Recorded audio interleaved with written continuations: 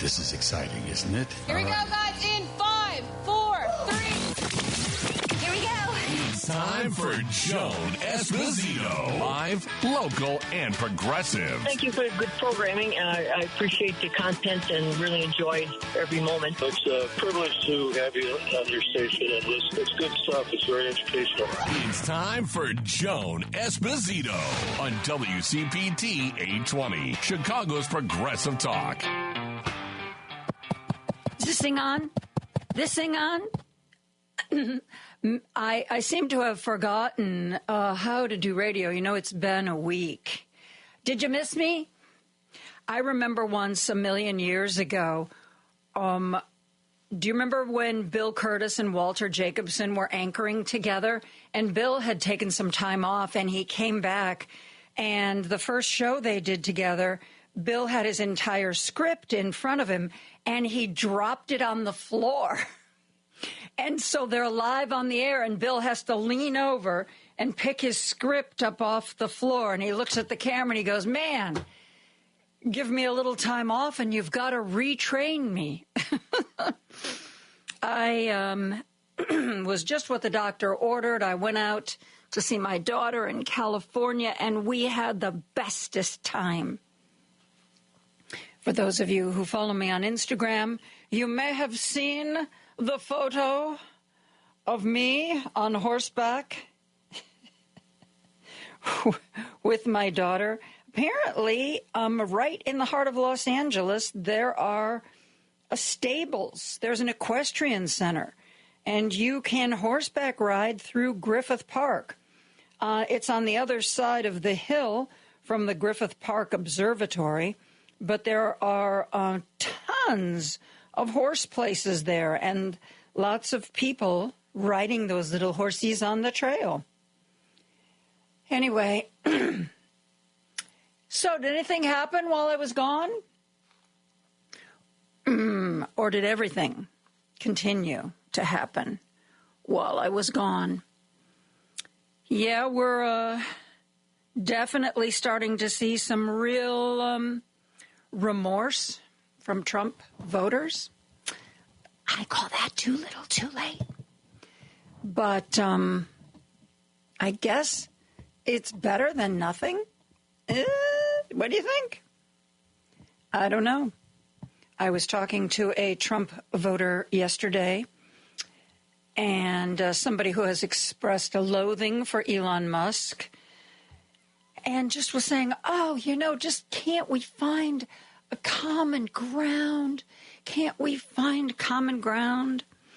And I didn't say anything because theoretically they're correct. But when you find common ground and the other side doesn't want to be there, it's really not common ground. It's your own ground. There was a conference of CEOs. I think Yale sponsored it. And this was very private, no reporting.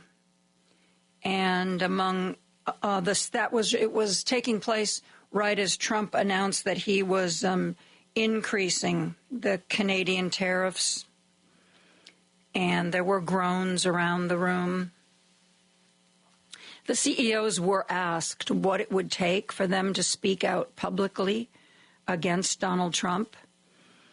And basically they said the loss in the stock market would have to be roughly 2 to 3 times what it's been so far, and then they would start speaking publicly.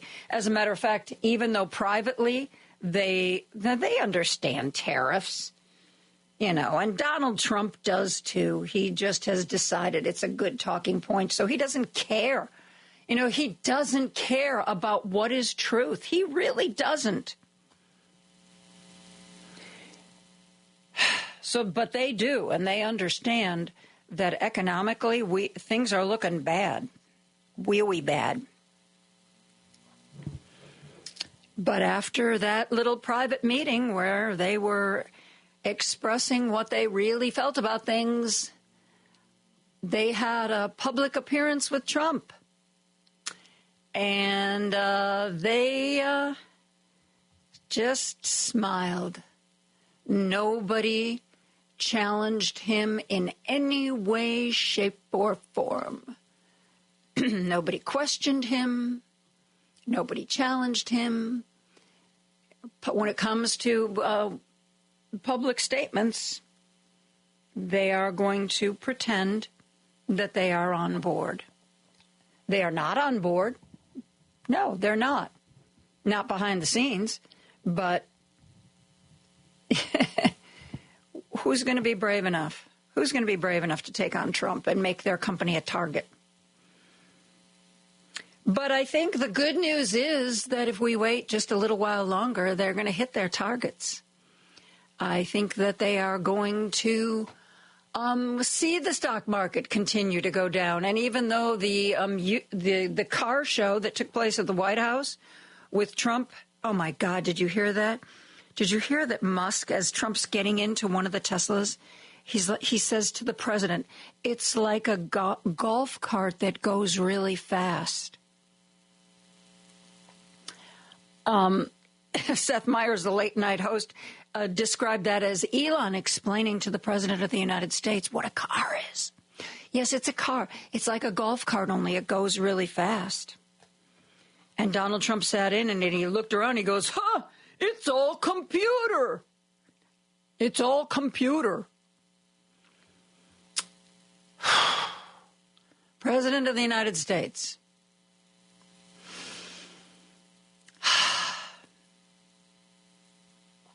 Did you see Block Club Chicago? Is this when? Yeah, this is today, I think. Is this today? Yes, this is today. Chicagoans ditched their Teslas to protest Elon Musk. Quote, nobody wants to buy them.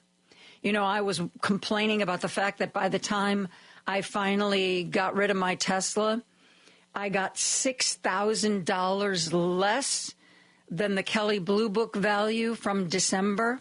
And I was bemoaning that. I'm lucky I got rid of it at all. They're profiling here a guy who traded in his Tesla like I did, but he says he traded it in at a huge loss. And the dealership that the guy traded it into told him 9 people came in trying to offload Teslas in just 2 weeks. So, you know, here I'm bemoaning the fact that I lost $6,000 of value in what was basically about 2.5 months. But at least I got rid of it, right? And I got something for it. Can you imagine being the 9th person to come in? By the way, if you're feeling adventurous and want to stick with an electric car, Polestar is one of those new car companies. Polestar is offering like a $5,000 credit to anybody who gets rid of a Tesla to buy their Polestar. I looked into that, but I couldn't find any local dealerships. You know, maybe I wasn't doing a good job of doing an internet search, but when I searched them, the only Polestar dealership I could find was in Ohio. So either it's only in Ohio or I'm really bad at Google, either one of which is potentially true. But yeah, they're offering a get rid of your Tesla $5,000 rebate.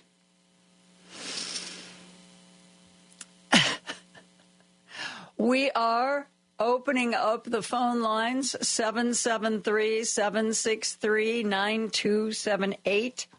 Lady B is ready to take your calls.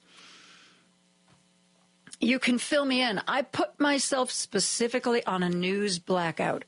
I'm in this with you for the long haul. We are going to fight the good fight. But this is really wearing. I mean, I think we're a hair under 600 days till the midterms. So you have to pace yourself because the horribleness is all but overwhelming.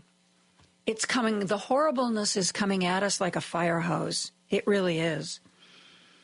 And it is emotionally exhausting. I didn't stay up to watch Lawrence O'Donnell, but Ray did. And apparently when he did the handoff with Rachel, he's like, Rachel, I know you said you'd be here for the first 100 days of the Trump administration. He goes, but I need a break. He said, I'm taking 10 days off. You got to pace yourself. You really do. And you have to intersperse what you do politically with what you do that brings you peace and joy. 773-763-9278. One other little bit of news that I'm a little conflicted about. Pete Buttigieg has put out a statement today. You know, he and Jason moved to Michigan where they're raising their 2 kids. And Governor Whitmer is leaving her post, and Peter Baker is not running to represent Michigan in the Senate again. So people were speculating which of the 2 posts, which of those 2 jobs Pete Buttigieg would run for. Well, apparently the answer is neither. He has a long Substack post that goes into it in detail. But the bottom line is a short statement he put out saying, I care deeply about who Michigan will elect as governor and send to the U.S. Senate next year, but I have decided against competing in either race. I remain enthusiastic about helping candidates who share our values and who understand that in this moment, leadership means not only opposing today's cruel chaos, but also presenting a vision of a better alternative. In his longer Substack post, he talks about the fact that he is going to be out there doing interviews. He's going to be out there working for candidates. And he also said he is going to be out there talking to his neighbors about what is important to them and what they care about.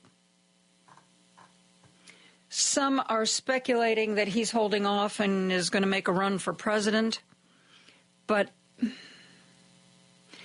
if that were really for sure what he was going to do, I would think he would run for Senate. You can run for president without being in the Senate, but the being in the Senate gives you a lot of name recognition and a leg up. Look at the case of Barack Obama. There's no way he was going to be a state senator and run for president, but he was able to be the senator from Illinois, albeit not for a very long time. And that gave him the standing to make a presidential bid. So, you know, maybe the governorship wouldn't necessarily be quite the same, but being in the Senate would be a good place to be if indeed you really did want to run for president. But Pete is one of our best voices, and I'm glad he is still planning to fight the good fight. Sounded like he's finishing up a book. So maybe he just wants to be able to take his kids to school and help them with their homework. He said that when he was transportation secretary, he was gone a lot. We haven't heard the last from Pete Buttigieg, and I think he's one of the good ones. Let's. I haven't had a chance to really dive into the text yet, which are, as always, coming in like planes over O'Hare. But let's start with the phone lines. Ed from Palos Park is on the line. Hello, Ed. Thanks for the call today. Yeah, hi, Joan. So glad you're back. Thank you. Sure. Couple of points. When those Teslas were displayed at the White House last week, and the push by Trump to do some advertising for Musk, wouldn't that be considered a violation of the Hatch Act? I mean, I believe it would be, but who's going to push it? And exactly, right, who's gonna push it? And Donald Trump has never cared. Remember when he was? And there's the emoluments clause too. There are lots of things that sort of are supposed to govern how a president behaves and things that a president is not supposed to do. Donald Trump has never followed the rules. And unfortunately, as we discovered in his first term, a lot of those rules don't really have any teeth. There's no mechanism for what, if you violate this, what's supposed to happen to you and who has to be in charge of making that happen. It's something that perhaps under Joe Biden we should have strengthened, but yeah, nobody's going to go after him. Sure.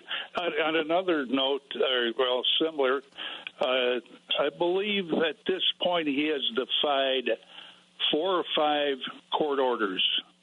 The $2 billion, I believe, that was supposed to be paid that for the things that were already done, they still have not paid that. And so that's, I mean, there's numerous things. And, I would like to caution people that have any belief in him when he gets on there and he starts talking about tariffs, okay?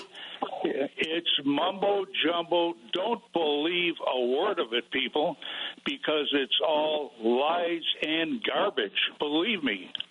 And it's a shame. People are gullible and they'll believe this stuff. And then as we could see what's happened in the past, he keeps changing his mind. He's up and down, up and down. I mean, so who knows what the future is going to hold with these tariffs? Yeah, exactly. Yeah. You make a very good point. If I saw a clip, and I think this was from CNN, and the things that matter most to Trump are making money and being considered what he considers well-liked or popular, or, people considering him powerful. And this was from about 10 days ago. I saw a guy on CNN who was looking at Trump's poll numbers, and his popularity, there were 3 areas: the economy, and I forget, immigration and something else. And his popularity on all of those issues is the lowest of any president of our lifetime. In one instance, he was even lower than he was at this same point in his first term, when he was also way below the averages. His popularity is tanking, and I don't think he's losing money in the stock market. Even Peter Doocy, the Trump reporter in the White House, asked the angry blonde woman whether or not the Trump administration was selling short. In other words, Trump knows that he's going to say something that's going to tank the stock market or the Dow, so they sell, and then he says it and it tanks, and then you buy it back at that lower price.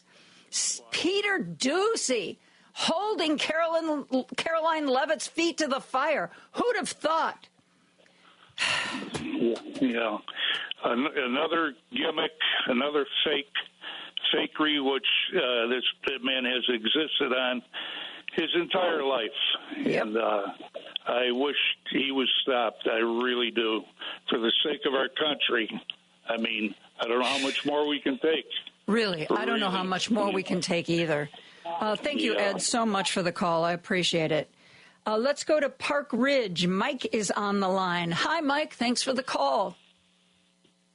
Hey, Joan. How you doing? Welcome back. Thank you. Yeah, I just wanted to say something. I wish somebody in the media would say something about this, or, anybody really. But I think it was the other day, Chris Hayes had on a show, I think it was a couple of days ago, it might have been yesterday or the day before, but he had Zuckerberg up there, a picture of Zuckerberg, picture of the guy from Amazon, and then Musk. And then so Zuckerberg's portfolio is like $5 billion down. The guy from Amazon's down about $29 billion, and then Musk is down like $148 billion. And I wish somebody would just come out and say, well, you backed up this Dumbo here, and, well, at least you're going to get your tax cuts. Yeah, really. I mean, you know, their portfolio is going down the tank every day. It keeps going down every day. But, you know, they're going to get their tax cuts. Okay, well, I guess you're going to trade your portfolio in for a couple of tax cuts, right? When you could have been going ahead and, you know, backing up the economy and doing what's supposed to be done, you know, as far as, like, helping out the people here in the United States that live here. But the other thing I wanted to say was real quick, and I've been thinking about this for a while now. We need to get in there for 2026, and we need to take it on like no tomorrow. We can't afford in 2026 just to get the majority in the House and just to get the majority in the Senate. We need to get 2/3 in the House, and all these Trumpies need to come together. We could do this. Get 2/3 in the House, 2/3 in the Senate. Change this whole thing around. Forget 2028 right now. And then when he gets out his fourth grade handwriting signature and puts down veto, we can override everything and get this country back to where it was and get our democracy back. That's what we need to do. That would be, oh my God. That would be too much. I can't even wrap my head around it, Mike. I know, but I mean, really, we would be dancing in the streets if that happened. Well, what I was going to tell you is you said something really smart at the beginning of the show. You said that you've been seeing a lot of video and people coming out in the papers and everything saying, oh, I wish I never would have voted for Trump. Well, if all these Trumpies would get together with all the Democrats and all the independents, we could pull it off. We could get 2/3 in the House. We could get 2/3 in the Senate. And we could put this democracy back in place. And like I said, when he gets out his fourth grade handwriting signature and vetoes everything, we'll just override it all. Sounds like a plan to me. And the final thing I wanted to say was, I think for the next president, I don't know who that will be, and I'm not saying these people are the people to do it, but we really need to get somebody in there like a Sarah Nelson or a David Hogg. I think maybe David Hogg's a little bit too young, but what I'm trying to say is get somebody like that could take the mantle and then surround them with really good people, and then we could, you know, really do some great things here in this country. But I'm just saying, I think, you know, just constantly going back to, oh, it's got to be somebody that's in politics. You know, I don't know. I'm just getting tired of it. But I'm not saying I'm not going to support him or anything. I'm just saying somebody different. You know, Sarah Nelson, who's the head of the union of the airlines, or David Hogg, who's the VP of the Democratic National Committee now. Somebody like that. I think it would be like you said, Michael Steele. That would be a fresh start. A fresh start. That's all I'm trying to say. Yeah, and I think. I know nobody can really predict, Mike, but I think that's what we're going to get, because I don't see anybody currently in a legislative role who I think can step up. I really don't. I think you're going to get, you and I are going to get somebody from the outside, somebody maybe who right now whose name we're not even thinking about. I'm very hopeful about that. Yeah, Mike, thank you so much for the call. We are going to take a break. We're going to be back with more after this. There's no excuse to miss Joan Esposito. It's number one on my stereo. Live, local, and progressive. You can listen to her daily at WCPT820.com on your computer or phone. Out Chicago. If you think of every single thing from the Supreme Court to deporting these poor immigrants who are just trying to work hard and feed their families and have a better life, to the trans community that was thrown under the bus, you just wonder, where will the hate, where will the fear end? And if you keep thinking about it, like I just mentioned, it's a nowhere street mentally. Catch Out Chicago every Sunday, 11 to 1 on WCPT 820. This is Chicago's Progressive Talk, 820 AM, WCPT Willow Springs, and online at WCPT820.com, where facts matter. Want to join the conversation? I'm going to say exactly what I think here. Got something to say? Everyone needs to hear what I got to say. Call Joan now at 773-763-9278 and join the conversation. Joan Esposito, live, local, and progressive on Chicago's Progressive Talk, WCPT 820. I've always said I have the smartest, most well-informed listeners. Somebody just texted in, I was talking about Polestar. They're offering a deal if you want to get rid of your Tesla, which apparently a lot of people do, and it's getting tougher and tougher to do it. And I thought I took a bath. People who are getting rid of their Teslas now are taking a bigger bath than I took. But somebody texted in that Polestar has a dealership in Lisle, Illinois. They said, I'm there right now. They're giving more than $5,000 from what I was just told. Love your show. Have a good day. So if you're one of those people like me who couldn't bear the thought of driving your Tesla one more mile, I would look into this. I really would, because Polestar's it seems to me to be a pretty good car. I haven't test driven one, but they look pretty good on paper. And I just thought I wasn't going to drive to Ohio to look to one. But if there is a dealership in Lisle and you have a Tesla, it may be your only chance to come out ahead, because the value of those suckers is dropping like a rock. There's something, there's been a lot of stuff that people have been saying publicly. Tim Walz is going on a tour of Republican districts. Good for him. Get out there, hold town halls when Republicans won't. I've got so much good stuff. I'm going to share some of it with you tomorrow. Don't worry, it's not going to go to waste. But one thing, then, this is just an explainer, but I thought that it was so good. There is a doctor by the name of Atul Gawande. You might have heard of him because he's written a bunch of best-selling books, Being Mortal, The Checklist Manifesto, Better, Complications. I mean, he's a surgeon, and he writes about being a doctor in a very human way. He spent some time as the head of USAID, and he posted a video explaining what USAID does. And I just found it fascinating, because it was frankly an organization that I paid zero attention to before DOJ tried to bury it, or is burying it, or has buried it, depending upon which court case you look at and whether or not the judge's rulings are being followed. I want to share with you, this is, again, Dr. Atul Gawande. If you've never read any of his books, I would strongly suggest any of them. I've read them all. They're great. And he knows USAID from having been at the top of the organization. Listen to this. Hi, I'm Atul Gawande.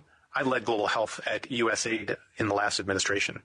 I have here a list of some of the life-saving programs that were terminated. USAID's contracts supporting deadly outbreak prevention and response, including Ebola and bird flu, in 50 countries, terminated.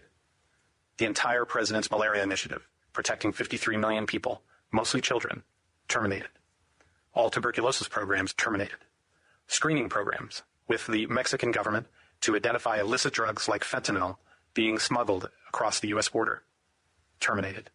All supplies of U.S. manufactured emergency food packets for starving children on the brink of death, terminated. All development programming in Afghanistan, including maternal and child health services and girls' education, terminated. That, by the way, has been estimated to cause 1,200 maternal deaths by 2028 alone. Over 1,000 food kitchens in Sudan, a country with almost 25 million people experiencing acute food insecurity, terminated. Services from the Elizabeth Glazier Pediatric AIDS Foundation, reaching 350,000 people on HIV treatment, including nearly 10,000 children and more than 10,000 HIV-positive pregnant women, terminated. This is going to cost lives and already is now. Beyond these contract terminations, the administration issued termination notices to nearly all USAID civil servants and foreign service officers. That's more than 90% of USAID's 13,000 staff who will be gone. Dismantling of USAID is costing tens of thousands of American jobs. It's going to cost massive loss of life, and it involves mismanagement of billions of dollars, billions of taxpayer dollars. That's the exact opposite of addressing fraud and waste. Yep, because Elon Musk knows even less about government than Donald Trump does. But, in technology, you're a disruptor, man. You're admired and you get all the venture capital funds because you, disrupt an industry and recreate it. But government doesn't work like that. You break government and all you end up with isn't a new paradigm. You end up with people out of work, people not getting the help they need, and in the case of USAID, people dying. And Elon doesn't really want to be associated with that. I don't know, before I went on vacation, Anderson Cooper for CNN did a story of a guy in Atlanta. The guy walked him through, or it was in Georgia somewhere, walked him through a warehouse, a huge warehouse where pallets wrapped in plastic were stacked to the ceiling. The ceiling looked like it was, 100 feet high. And the guy explained that this was a powdered peanut butter nutritional product that is given to children who are starving, and it can keep them from dying because it's really concentrated protein. And the guy's walking down and showing Anderson Cooper thousands of pallets filled with these plastic-wrapped boxes. And he said, my contract was terminated. So here it sits. My contract was terminated. Shortly after that aired on a Sunday, by Sunday night, the man who owns that company was contacted and told that his contract had been reinstated. They're capable of responding to public pressure. And we are the public. It's our job to keep that pressure coming. Let's go to our good friend Jim from Chicago. Hi, Joan. Welcome back. Thank you, Jim. Sound. It's getting more difficult to implement this alien political strategy than they think. It's awfully ham-handed. When you think of Project 2025 and the Heritage Foundation, Leonard Leo and the boys and so on, it's not as easy as they think. And they have to remember the only thing they got a couple of things they're banking on: the vanity of that old timer in that White House who loves the TV under any circumstance, and we're going to capitulate to this philosophy that is completely alien to the American way of life. And American history is going to look at this period, Joan, and wonder what germinated this.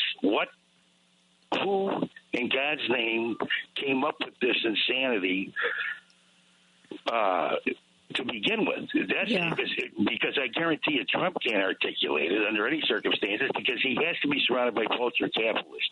Well, this may be something that the historians have to decide, Jim, but from what I've been reading, anytime a nation ends up being structured in a way where there's a lot of economic inequality, a very small number of super rich at the top, and next to nobody in the middle, and then everybody sort of lower middle class and lower class. Anytime there is great economic inequality, there is always political unrest that follows that. And I think a big part of what the anger that Trump is tapping into is this idea. When I was little, it was just a given that a kid would do better than their parents. They would, get a better job. They would make more money. They'd have more education. And that's not the case anymore. And people are trapped in cycles of poverty. And I think that something like this was destined to happen. But Joan, again, vulture capitalism was a term invented maybe 20 years ago. Romney was vulture capitalist. I've known vulture capitalists, and their whole thing is to break down the entity of that company and buy it, sell it off in parts, like Musk is doing, like he did with X, and try to generate more money than is there. But at the expense of the American public, Joan. You think of, see what's going on: education, health care, anything. And then when Trump says that we're radical Democrats, we're radically nuts, I absolutely want to tear my hair out. And because he doesn't even know he has no idea what he's even talking about. But what kills me is the people. But Sean, on the street, the people on the street are terrified to say anything about Trump. The manager of the jewel. I mean, a lot of people really are terrified, but a lot of people aren't. I mean, that Colombian guy who had the green card, who was a legal resident and was taken by ICE in the middle of the night. There are now hundreds and hundreds of people protesting that. And I think that people are, as the people continue to be disillusioned and get angry, we're going to see more of that. I hope so, Joan. And welcome back, Joan. I know you got great callers. You got great callers. Thank you, Joan. Thank you. Thank you. I got a text that I want to address. Since I've been talking about how to get rid of your Tesla, and I've been talking up Polestar, which is offering like a turn in your Tesla rebate. Somebody said, do you realize that Polestar is owned by China and that if you buy one, you're supporting China? A lot of Polestars are made in China, but not the Polestar 3. The Polestar 3 is made in Ridgeville, South Carolina. I ran into this when I was looking at Ioniqs, which are sold by Hyundai. The Ioniq 5 from 2025 on is made in Georgia. Hyundai is a South Korean company. And so a lot of Ioniqs, the Ioniq 6 and Ioniq 5s older than the current model year are made in South Korea. But the Ioniq 5, which is a great car, I really seriously considered it, is made in Georgia, and the Polestar 3 is made in Ridgeville, South Carolina. It gets really complicated these days. I went to Chevy and I drove an Equinox, an electric Equinox, and I noticed that on the, that big piece of paper that they stick to the window that tells you about all the amenities and the miles per gallon and all that sort of stuff. There's now a box that tells you where the parts come from, where the car was assembled, and it'll say, this car is made with 20% U.S. Canadian parts. It's made with 40% parts from Romania. It's assembled here or there. So that information is much more readily available than it used to be. But you really do have to ask questions. You can't just blindly, go anywhere anymore. Because the Chevy Equinox that I test drove, I realized was 80% foreign. And it was assembled in Mexico. And you'd think Chevy, if there was ever an American car, it's Chevy. Well, not necessarily. Let's go back to the phone lines. Greg from Lake in the Hills is on the line. Hello, Greg. Hi, Joan. Welcome back. Thank you. Yeah, the reason I'm calling is that my first comment is I now know that Blofeld exists.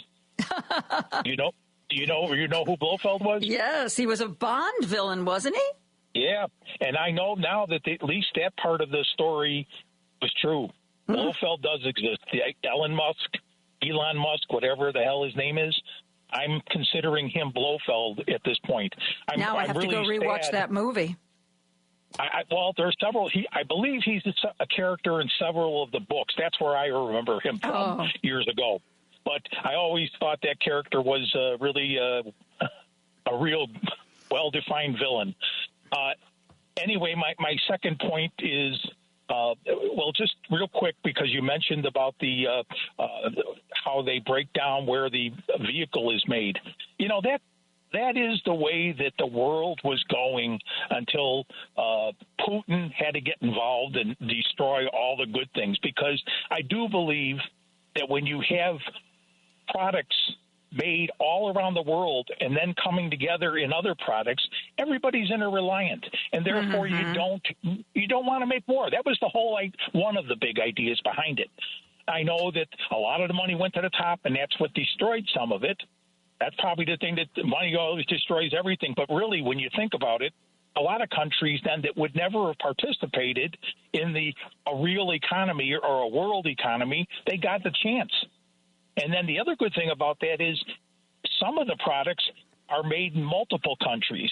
And the good thing about that is when you have weather-related events and if one plant experiences a flood, you can shift the production. That's a common, well-known thing in manufacturing companies.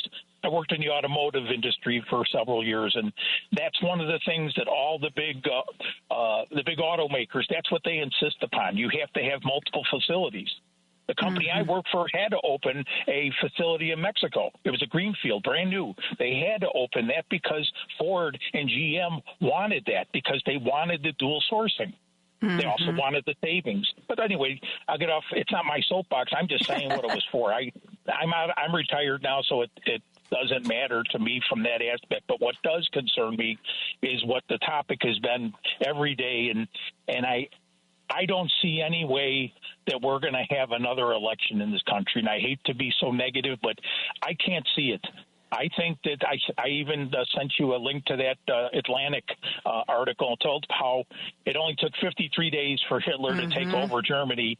Okay, you probably read it. I'm sure you did. I don't have the subscription to the Atlantic, and I haven't gone to the library to read it. But these people have gotten everything. And the guy, one of the people who's really deeply behind all this, and people let him escape, other than Mitch McConnell, of course, but Grover Norquist. I wish the American people would know that name, because he's the guy who said we got to get government down to the size where we can drown it in a bathtub. Oh, and that's exactly his words. He said that it was either the late 90s or the early 2000s, but nobody says his name. It's just like Newt Gingrich. Everybody lets that guy off the hook. These people hated America. They hate America, and they're destroying our country. Now, all the people who are relying on Social Security out there, you know, our futures now are, what are we going to get? The way this guy's talking, 70 cents on the dollar. You know, if he does that, he's going to have a revolt, probably have a lot of heart attacks, too, after that. That's what he's banking on. I guess. I'm sorry. I'm going to leave. Thank you, Greg. I appreciate that. And, you know, what Greg's saying is true. But the one thing, and I may be reaching here, the one potentially silver or silver-ish, maybe pewter lining, is that Trump is trying to do with Elon so much, so fast, so ham-handed, so damaging that I think, if he had been a little more stealthy, a little slower in enacting some of this stuff, it might have been worse. But he's throwing so much spaghetti against the wall so fast and so hard that I think that people who otherwise might have gone along to get along are now going to say no. Going after Social Security, and even if they're not trying to cut our checks, because I like Social Security, my friends, even if they're not trying to cut our checks, doing away with the infrastructure, I will admit, I think I'm pretty good with a computer, but sometimes you have a question that doesn't seem to be handled by the frequently asked questions or the chatbot. Sometimes you have to either call up a person or go to a local office and sit down with a person and say, this, I don't get this. I don't know what I'm supposed to do. I don't know how I'm supposed to fill this out. And they'll go, okay, let's work through this.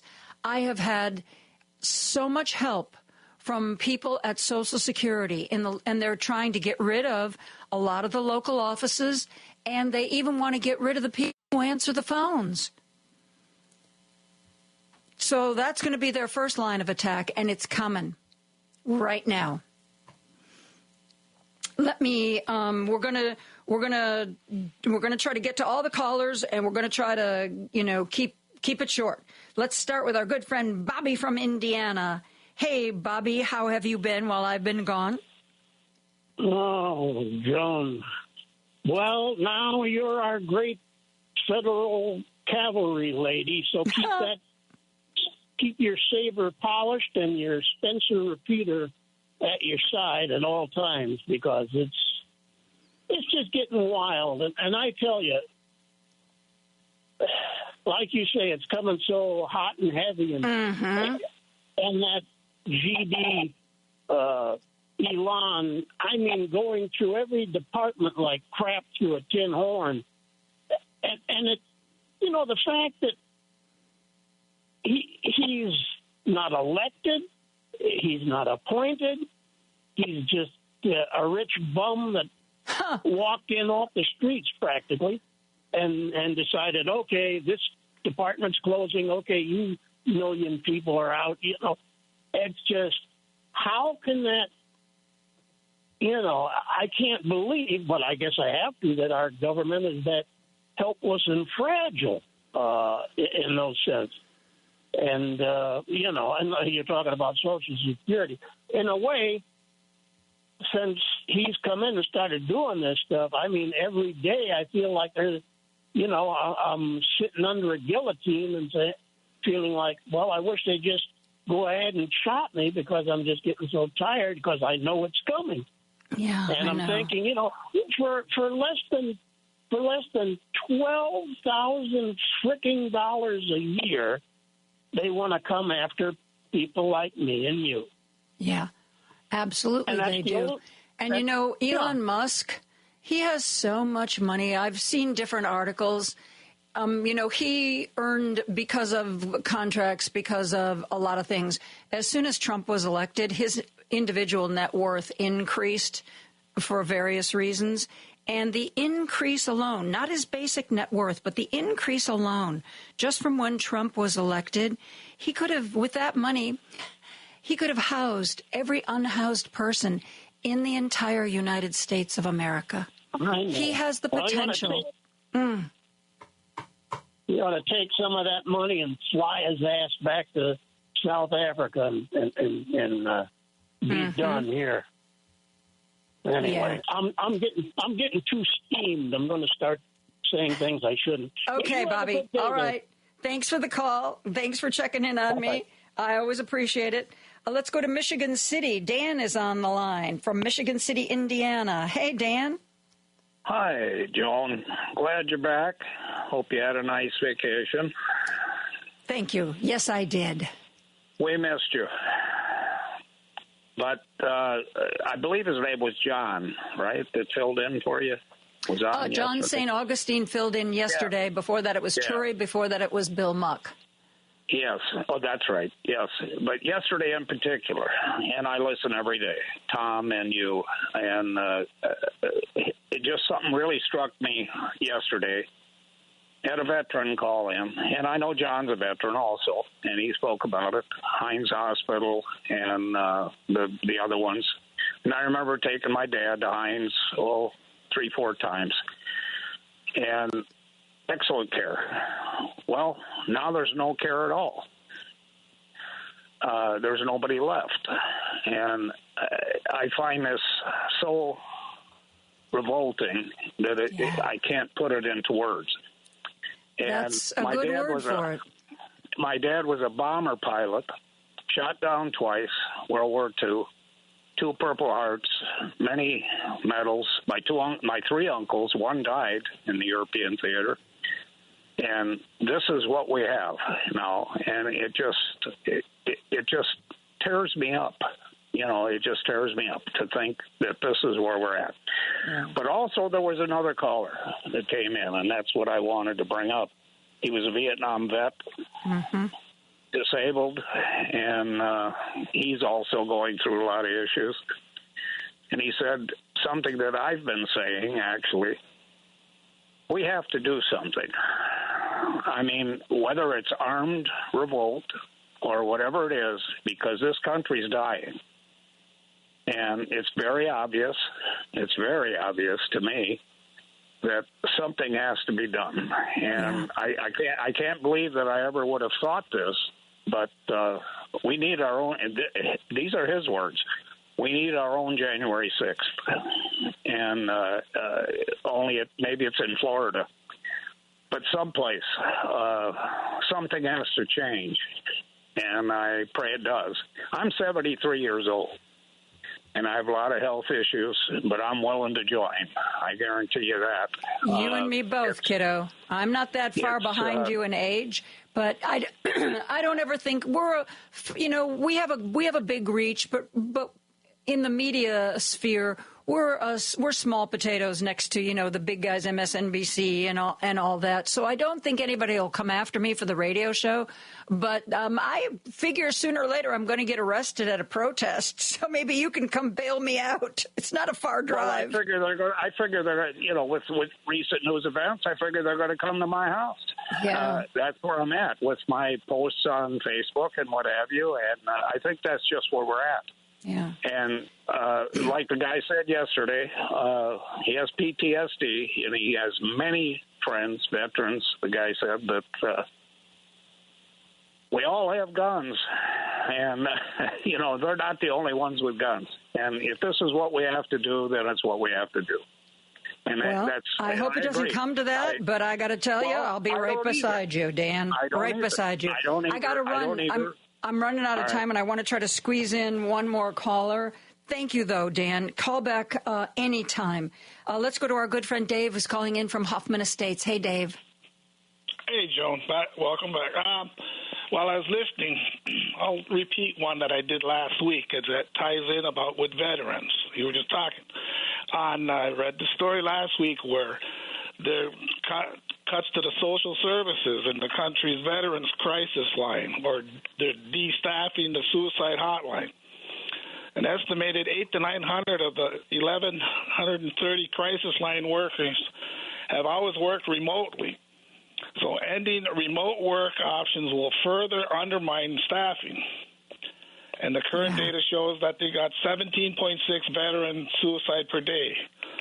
And the suicide is the second leading cause of death among veterans under 45 years old. And the staff report that service fields 60,000 calls a month. And there's fewer staff now that they want to do. Already suffering from burnout undermines this work. And as callers already at high risk for suicide will face longer wait times and improper care. And real quick, you were talking with those cars. Now, if you're crossing over to this other car, do you have to change out your fast charge cord? I had to buy a bunch of adapters. I did have to buy some adapters, but that wasn't too bad. I actually have, depending upon where I go to get a charge, I have 3 different adapters. So, I'm good to go, man. I'm going to get electricity everywhere. Because I know Tesla has a designated one only for Tesla. But when you mentioned for Buttigieg, if he was going to run against, to take the place, it was Gary Peters, not Peter Baker. Oh, I'm sorry. No. But then, lastly, we also had another one retire. Yesterday, Senator Jean Shaheen. I know. There's 3 of them now. There's 3 Democrats who've said that they're not going for re-election. So we have our work cut out for us. Dave, I got to run. We got to get to the news. Just touch base. Thanks, Joe. Thank you. Thanks for the kind words. We are going to come back, and we're going to talk Chicago stuff with Tom Moss right after this. Hey, where's Hal Sparks? I'm not sure where he is now, but I know where you can find him Saturdays at 11. He'll be right here on WCPT 820 for the Hal Sparks radio program, Mega Worldwide. Chicago's Progressive Talk, WCPT 820, where facts matter. time for Joan Esposito. Live, local, and progressive. Joan, as always, exceptional work from you. From, your TV days all the way up to today. You're truly exceptional, and thanks for this great show you have. It's time for Joan Esposito on WCPT 820, Chicago's Progressive Talk. Joining me now is a man whose voice you used to hear at least weekly on WCPT when he hosted the Indivisible podcast. Tom Moss is just a civilian, just like you and me right now, but he is a civilian who pays a lot of attention to politics and is really good about talking about it. Tom, how are you doing? I've discovered the new greeting is not how are you, but how you holding up? How you holding up, Joan? Mm-hmm. Yeah, yes. It's a foregone conclusion. We're not doing great. Well, when I spoke to the McHenry County Democratic women, I suggested that we all start adopting the phrase in Norway when somebody asks you, how are you? Instead of like here in the States, your normal response would be fine. They say up and not crying. How are you? Well, I'm up and not crying. I love that. I'm up and not crying. My dearly departed father would have said, I'm on the right side of the grass and no one's shooting at me. So that's, I like that too. And, based on your last call, that's not necessarily a foregone conclusion at this point, but so far so good. Yeah. People are getting kind of feisty. I'm curious. How do you, I know that, like me, you pay a lot of attention, more so than the average person, to what's going on in local and state and national politics. This is a really emotionally draining time we're in. How do you balance that, Tom? Well, that's a really good question, and one I've taken really seriously because I think it's serious as a heart attack, which my father also used to say. We can't sustain the level of outrage that we might have 8 years ago. So we do have to take care of ourselves because we're not going to be up for the fight, however it might come, whenever it gets even more real, if we're not healthy and able to do that. So I've gotten off social media for the most part. Facebook was just making me crazy. I keep an Instagram account to sort of look at pretty pictures, and YouTube to watch my British panel shows. And then I don't watch news, but I subscribe to a number of papers and journals and magazines. But I keep the notifications off, so I get to choose when I consume the news, and I do. I keep updated, and I know what's going on, which I hope we can demonstrate today, but maybe not.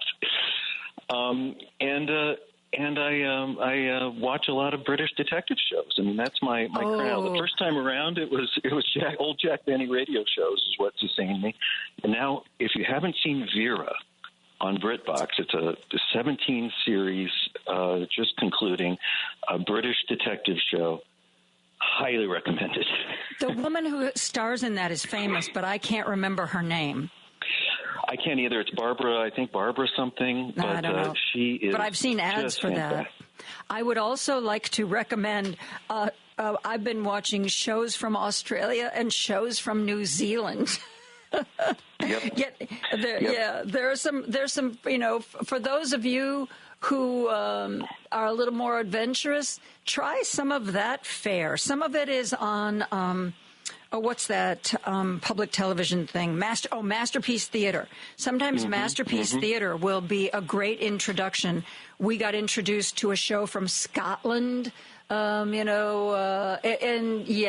I've also found, I think that I'm paying more attention to little comedic blurbs that I find. I haven't had the patience to sit down and watch, like an hour-long comedy special. Little things that pop up, little memes, and Seth Meyers. I've always enjoyed. I think he's the most intellectual of the late night hosts, and Stephen Colbert, and that also gives me a little bit of respite. And you mentioned Instagram. I will tell you this, Tom. Instagram is for one reason and one reason only, and that is dogs. That's all. Your entire feed should be dogs. And, because my phone listens to me, as probably does my computer, politics starts to slide in. But every time you see one of your dogs, you have to like it. And if you like all the dogs, then you get more dogs.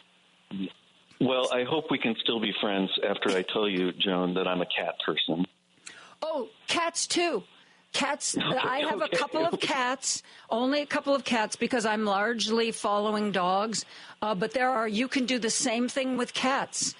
Find all the people who post about their cats. A lot of animals have their own Instagram accounts. And just start hearting the heck out of them. And then you'll see more cats and more cats. Ray calls it. Great. And when I'm on my phone at night, Ray will look over and he'll say, "Are you looking at dog porn?" And I'm going to say, maybe. I follow shelters. I follow dogs. I follow people who rescue dogs. Maybe. What of it? Well, I know when I'm laying in bed and my wife is scrolling, she's and she shoves the phone in my face. I'm going to see a cute cat, so I look forward. And less people think that we're burying our heads in the sand. That is definitely not the case. But I think balance is so important here. Yes. We've got to keep our wits about us. Otherwise, we're just going to be no use to anybody. Yes. What I'm going to do, Tom, I'm going to take our break early. Lady B, I'm going to take the break now. When we come back, I want to talk to you about a lot of different things. But, there have been a lot of appearances lately by former Chicago Mayor Rahm Emanuel. And, he's making noises about what he might or might not want to run for. I want to have a conversation with Tom Nabas about Rahm Emanuel when we come right back after this. Podcasts of Joan Esposito, live, local, and progressive, are available on Spotify, Apple Podcasts, TuneIn, iHeartRadio, YouTube, and Amazon. Just search for Joan Esposito. The Big Picture with Edwin Eisendrath, Saturdays at 1 p.m. I'm thankful, really, that anyone could feel they could call into this show and share their real despair and anger. I am. I can only hope that we can get past the disappointment and the anger with each other to once again focus on these longer term and very large fights. The Big Picture with Edwin Eisendrath, Saturdays at 1 p.m. Because facts matter. You're listening to WCPT 820. Joan Esposito, live, local, and progressive on WCPT 820. Joining me is Tom Moss. You used to hear him here on WCPT when he hosted the Indivisible Chicago podcast. I want to talk to you now, Tom, about the reemergence of Rahm Emanuel, who says he is not done with public life. But, J.B. Pritzker wants to run for governor again. He's 100% behind him. What do you think of, where do you think Rahm Emanuel's going? Wow, everything old is new again. There you go. I think Rahm is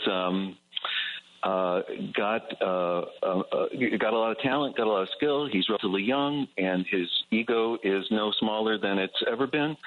So I think he's I think we should be taking this seriously. I think he's got his eyes set on the presidency. That's the rumbling. What I'm there was an article about. Yeah, you probably saw the long piece in Politico today that kind of walks through it. I think it's really interesting.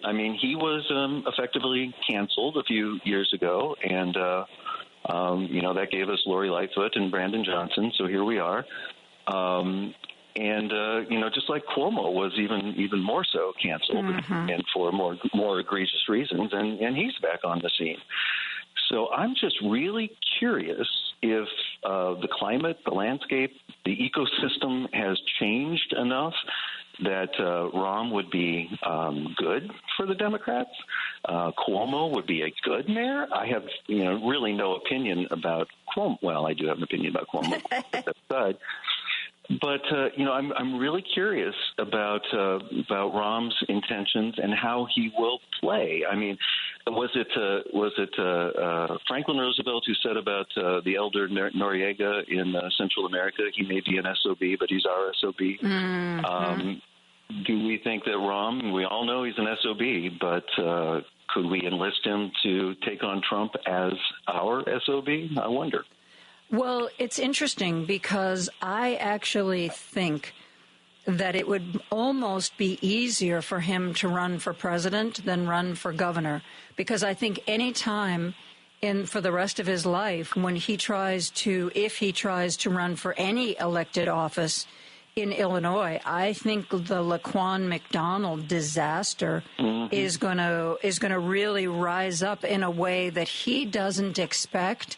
And it's going to be bad.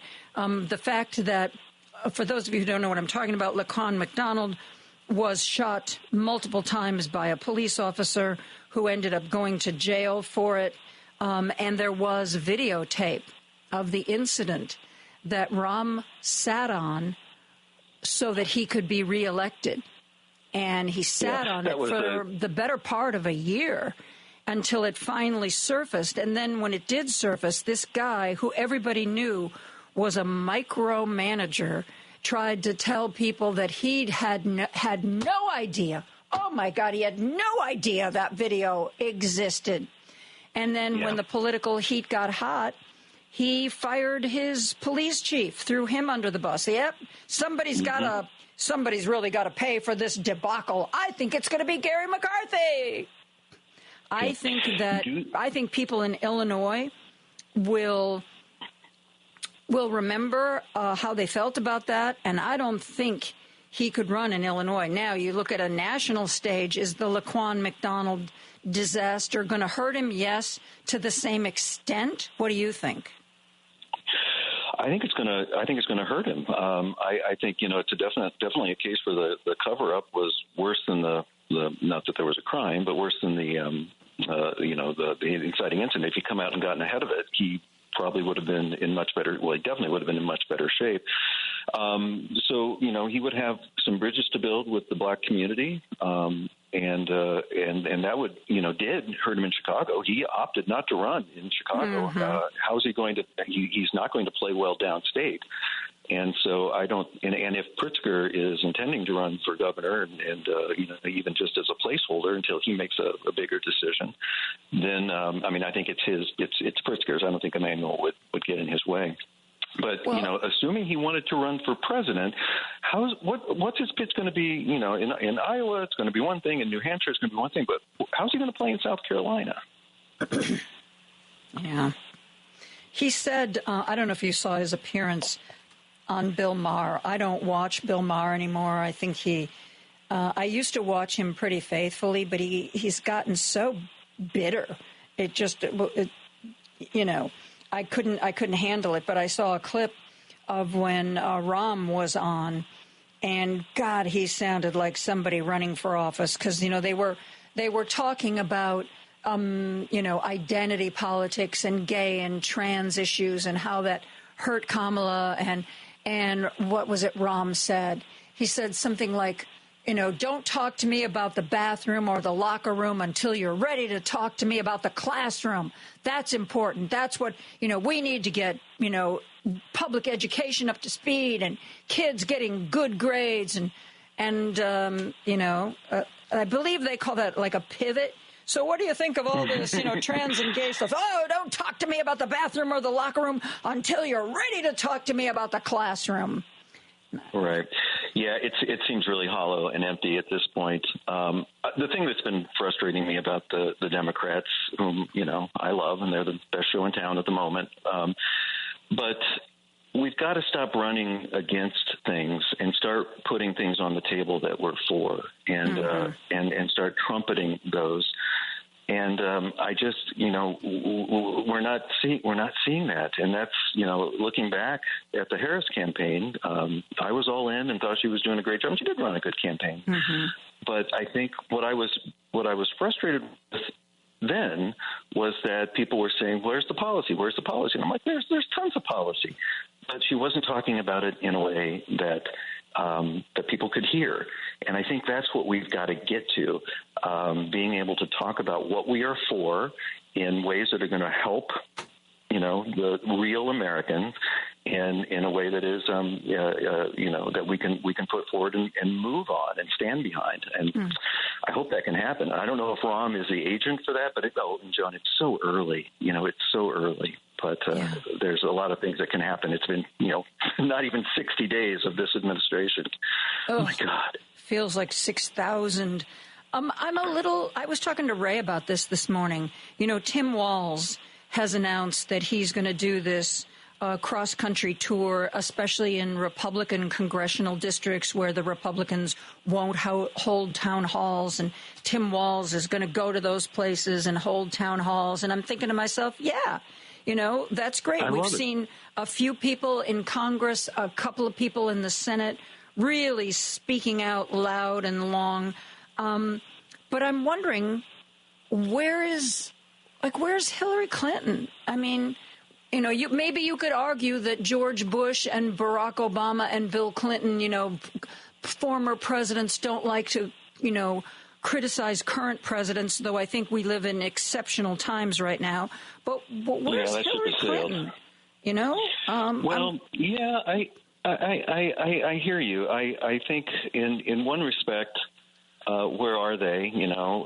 Where's Bill? Where's Barack? Where we haven't heard a peep from Joe Biden.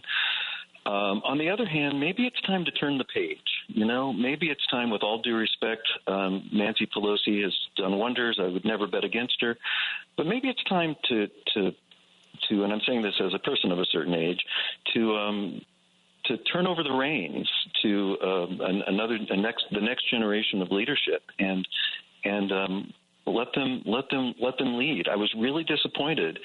I don't agree with AOC on everything, but I was really disappointed with how she was shut out of leadership roles in Congress by Nancy Pelosi. Mm-hmm. Who installed the 74-year-old white man who is currently battling a terminal cancer, who got that oversight job because Nancy Pelosi whipped votes on his behalf. And when it was first announced, I complained about it.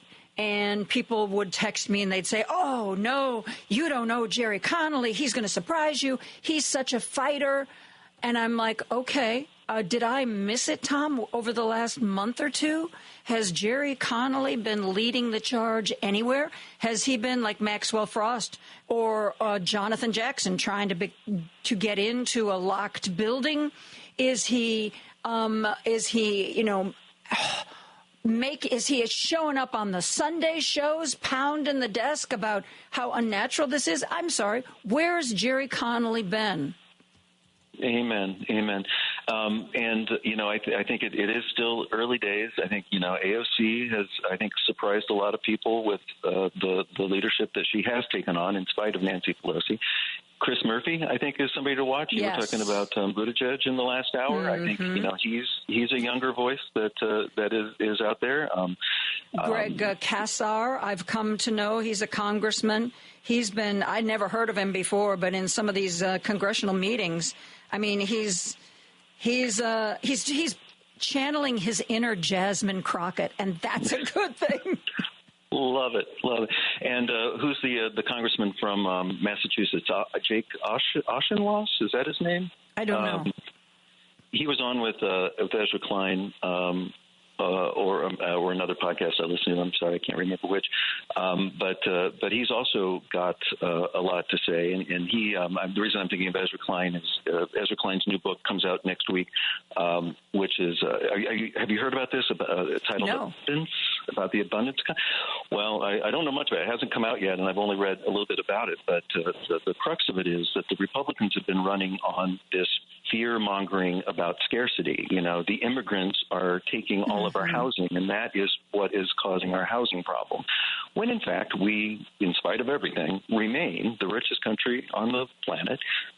We're abundant, but what's getting in our way is the sort of push and pull of the Democratic infrastructure that won't get out of its own way. Ezra Klein talks about the high-speed rail project in California that was met with great fanfare by Jerry Brown and then Gavin Newsom, and has accomplished absolutely nothing because they can't get out of their own way.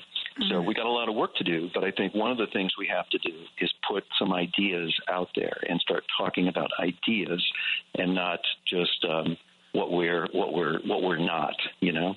Mm-hmm. Yeah, I think so too. Oh, and here in Illinois, I have been pleasantly surprised by Sean Casten. I don't know. I mean, he's been he's been speaking out loud and long about what is going on, and I think people are hungry for that.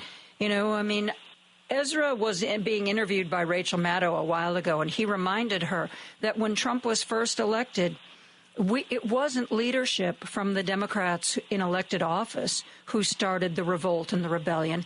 It was grassroots, and the grassroots lit a fire under elected Democrats, and that kind of gave me hope, because that's what I see happening now.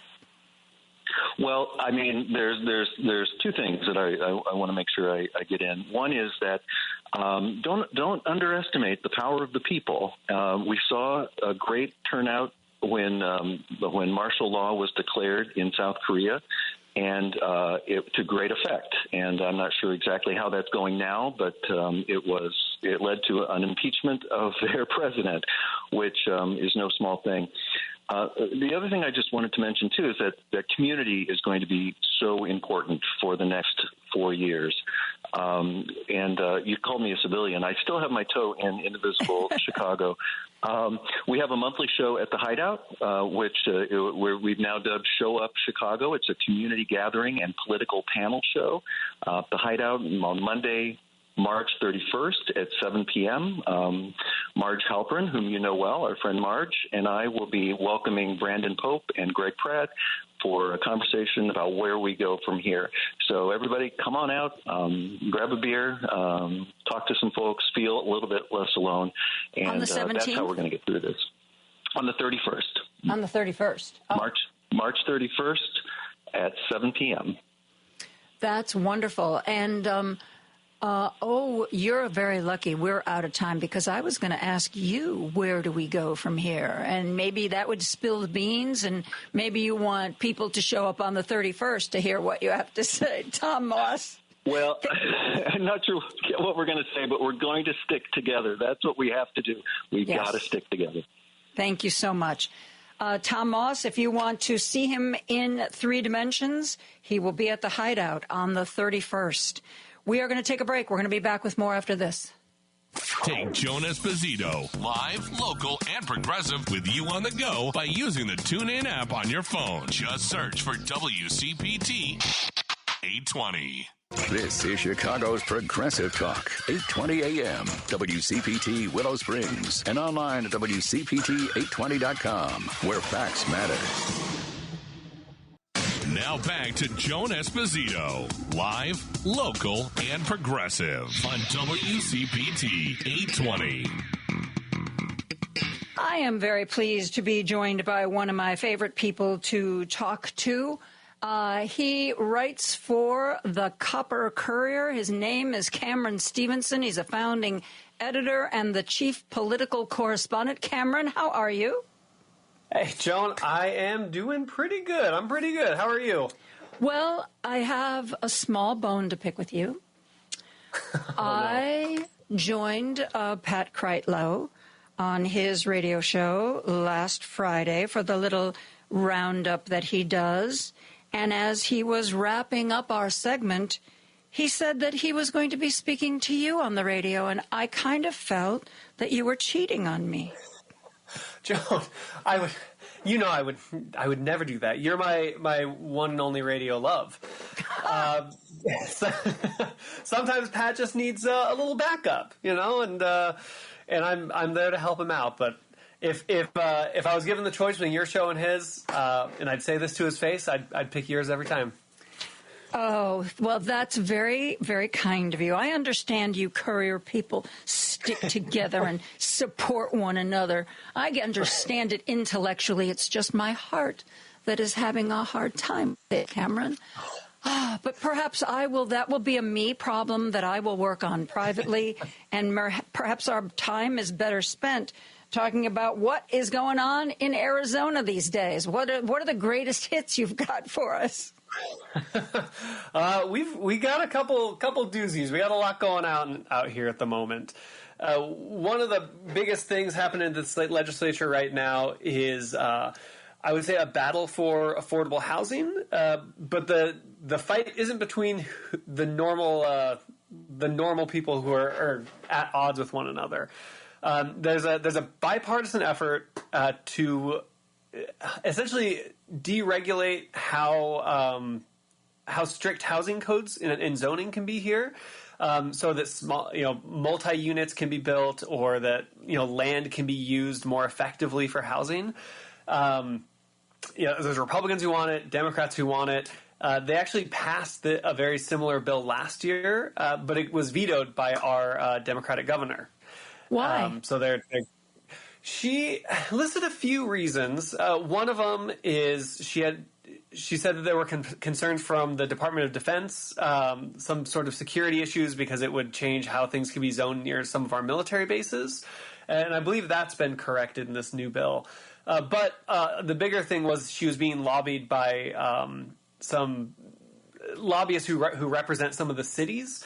Some of the cities here have very strict rules on how housing can be built. Some of them have requirements that the lots have to be, 3,000 square feet or something like that. Whereas this would get rid of those local laws, so that other types of units could be built. So they're concerned about property values. Yes, at the expense of people being able to afford to actually live there.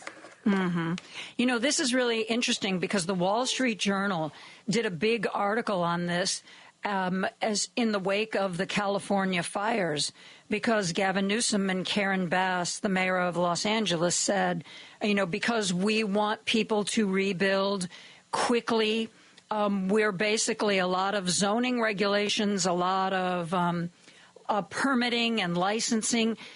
They were going to get rid of a lot of that to make it quicker and easier and faster. You don't have to do, environmental impact studies and all kinds of stuff. And the Wall Street Journal posed an interesting question.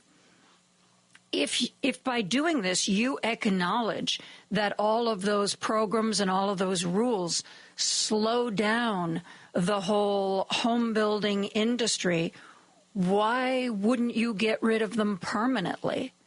And I thought, right. I understand why people want their homes to be, safe and well built, and, requiring certain permitting helps that happen. But there's also a really interesting argument. Has it gone too far? It kind of seems a little bit similar to what Arizona is dealing with. Have the restrictions gone too far? Yeah, and honestly, even before affordability was the issue, that has been a growing concern, even with housing associations. I don't know if housing associations are big in Illinois or in the Midwest, but here they have become incredibly powerful. In some communities, they even have the authority to take ownership of someone's home if they're not keeping up with the neighborhood rules. Yeah, it's pretty intense, and it's such an interesting, I guess, evolution of laws, because with zoning requirements or housing associations, it all started because there was one rule that needed to be added to fix a problem, and then a new law was added, and then a new one, and fast forward 50 years, and now we have this just unassailable web of restrictions that tie up the ability to build and develop while maintaining property values. And so then it just, I guess it begs the question is what's more important? Landowners being able to get more money for the land they already own, or giving other people the opportunity to own land and property? Years ago, we had a public housing complex called Cabrini Green. You may have heard of it. It was infamous. And it was eventually torn down.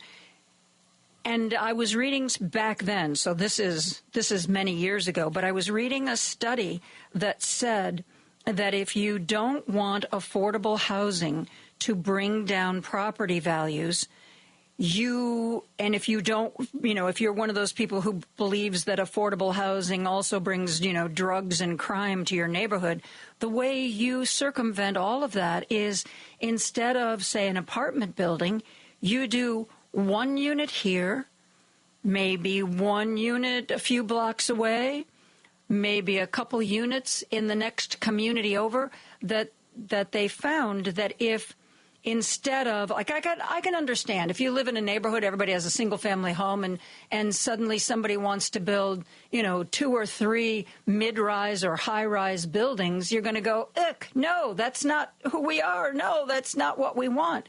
But this study said that when, like, maybe a housing department finds a small place and subsidizes it, just one place, not like an influx of poor people, coming into your neighborhood, but just one family, one house, and that worked really well.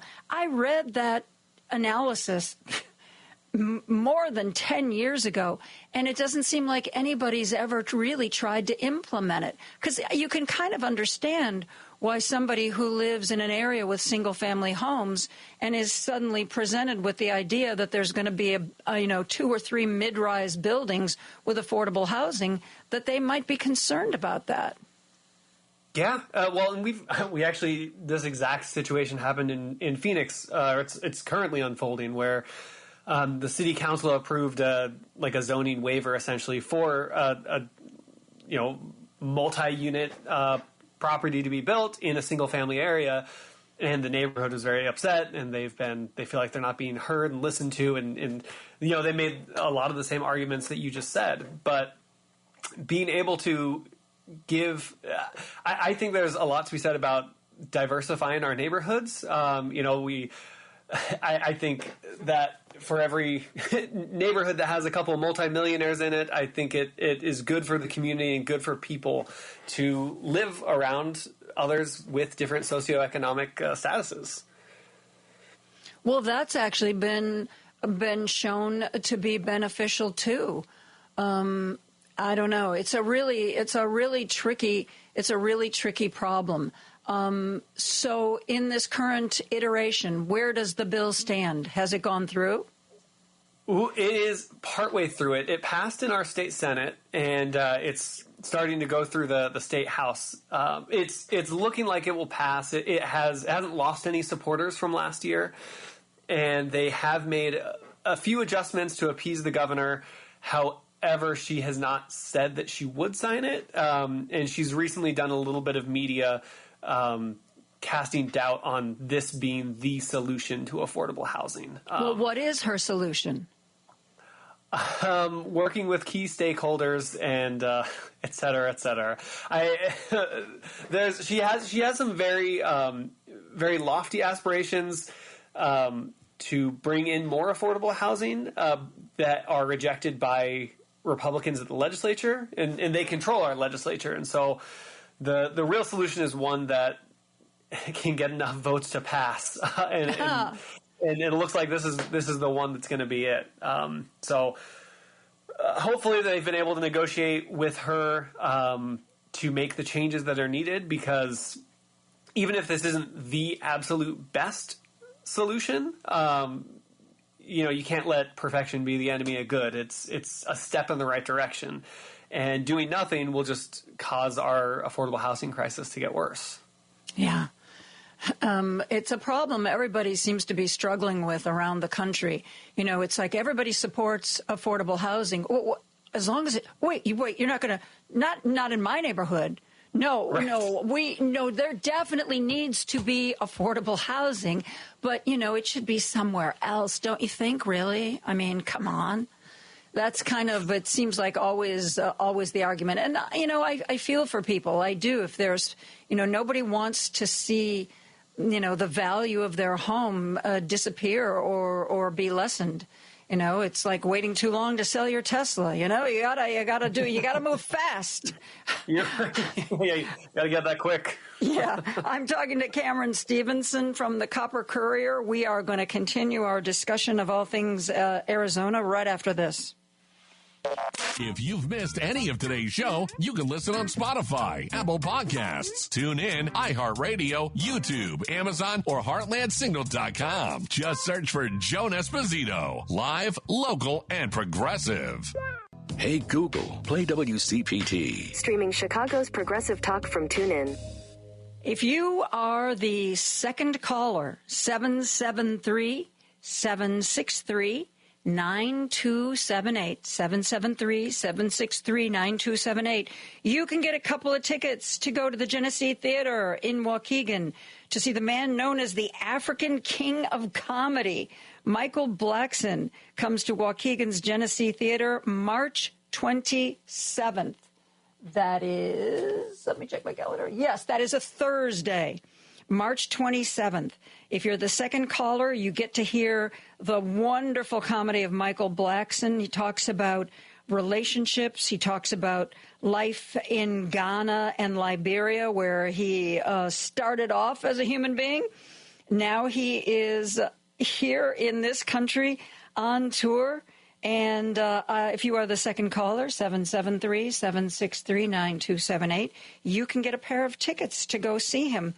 You can also get tickets at the Genesee Theater box office in Waukegan or go to GeneseeTheater.com. I'm going to give away a pair of tickets tomorrow. I'm not sure what time.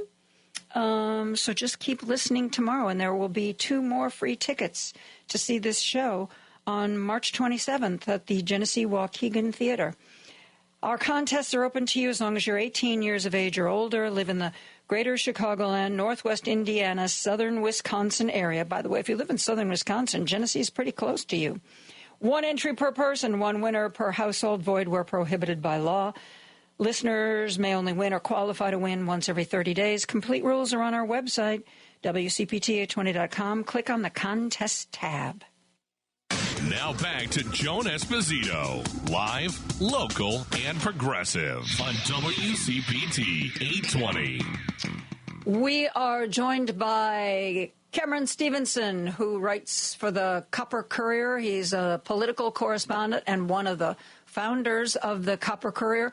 And, we always talk about politics, but if you know someone who lives in Arizona or if you winter in Arizona, the Copper Courier has all kinds of stuff. I'm looking at one of the current issues, and there's an article on show choirs. There's an article on the best bar classes. A funny article on how to spot a local Arizonan. It really is a very fun publication that really brings, God help us, I hate to use this phrase, news you can use, kind of. We used to say that all the time in the TV biz. It was news you could use, Cameron. But it's just so catchy. Yeah. I don't want people to think that, unless you're steeped in politics, that the Copper Courier is not for you. As a matter of fact, right now, I think you're running a poetry contest, are you not? Yeah, we as a matter of fact, we are.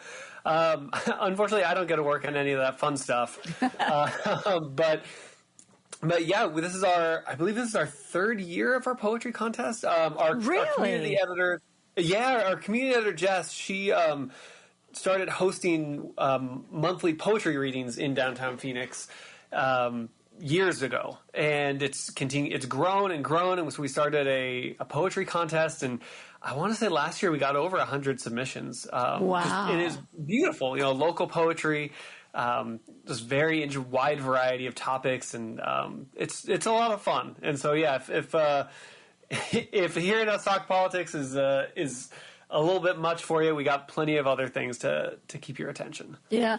I want to talk about an article that you wrote end of February about a congressperson from Arizona, David, how do you say his name? Schweikert? David Schweikert, that's him. Tell me about him. Well, he's an interesting guy. He's been in Congress for about a decade, and he's spent most of that time positioning himself as a budget hawk, policy. Someone who is his sole focus is trying to get the debt, federal debt, cleared out. Balance the budget, get rid of our debt. He uses a lot of difficult arguments to follow sometimes. A lot of it doesn't quite add up when you... so he's a Republican is what you're saying? Sorry. I think that's probably the easiest way to put it. But just before this, so the federal budget, just a little bit of background, Republicans passed a version of one that would essentially give about $4 trillion in tax breaks to mostly to the wealthiest people in the country. It would also create a deficit and of about $2 trillion. And so before this budget was passed, he gave this very, as passionate as you can, a passionate speech on the House floor about how this budget would create financial Armageddon, and it would be disastrous to pass something like that. A week later, he voted to pass it. I love that. That. Yeah. So, in one of his counterparts, Juan Ciscomani, he represents Tucson. He was very similar before, and he was adamant that that this budget wouldn't put any cuts, or he was adamant that the budget shouldn't be passed because in order to pay for those tax cuts, it was recommended to cut funding for things like Social Security and Medicaid. He voted to pass it as well, and then he denied that those cuts were in the bill when, in fact, they are. When a politician does that, you know what's in the bill. It's pretty easy to find out what's in the bill. Do they just count on the fact that people will believe what they say and not look to anybody else to find out if what they're saying is true? How do you lie to your constituents? No, this isn't in the bill when it is in the bill. Because it would seem to me that you're crossing your fingers that nobody will find out. But if they do find out, they're not going to respect you or want to vote for you. Wouldn't the potential downside be bigger than the potential upside? You would think so. Although, Schweikert's been in office for over a decade. Ciscomani just won re-election. And so, for whatever reason, that it seems to be working for them. I think they're able to kind of bank on two different things. One is they're able to find a way to make it not feel like a lie to them. They'll find some sort of technicality. What Ciscomani's argument is that the budget says that money needs to be taken from some specific agency that nobody's ever heard of. But the next logical step is, what does that agency do? It runs Social Security and Medicaid. And so it would, even though it doesn't say cut, $1 trillion from Medicaid, that's what it says. I believe they also kind of bank on people being in their own information bubbles, which is what we work so hard to break people out of. Mm-hmm. Is, they say it's not true. There are, far-right outlets who will just report on him saying it's not true. Even reputable outlets, reporters who don't have time to do a lengthy piece will just quote what they said without any sort of rebuttal or basis on facts. Or actually taking the time to look at the bill themselves. Right, exactly. And I guess the third thing is that they, for the most part, those two in particular seem to avoid their constituents or anyone who is not a diehard Republican supporter. They don't really hold town halls anymore. Their public schedule is not easy to follow or find. And so I think they just surround themselves with the people they know will support them and bank on that getting them to re-election.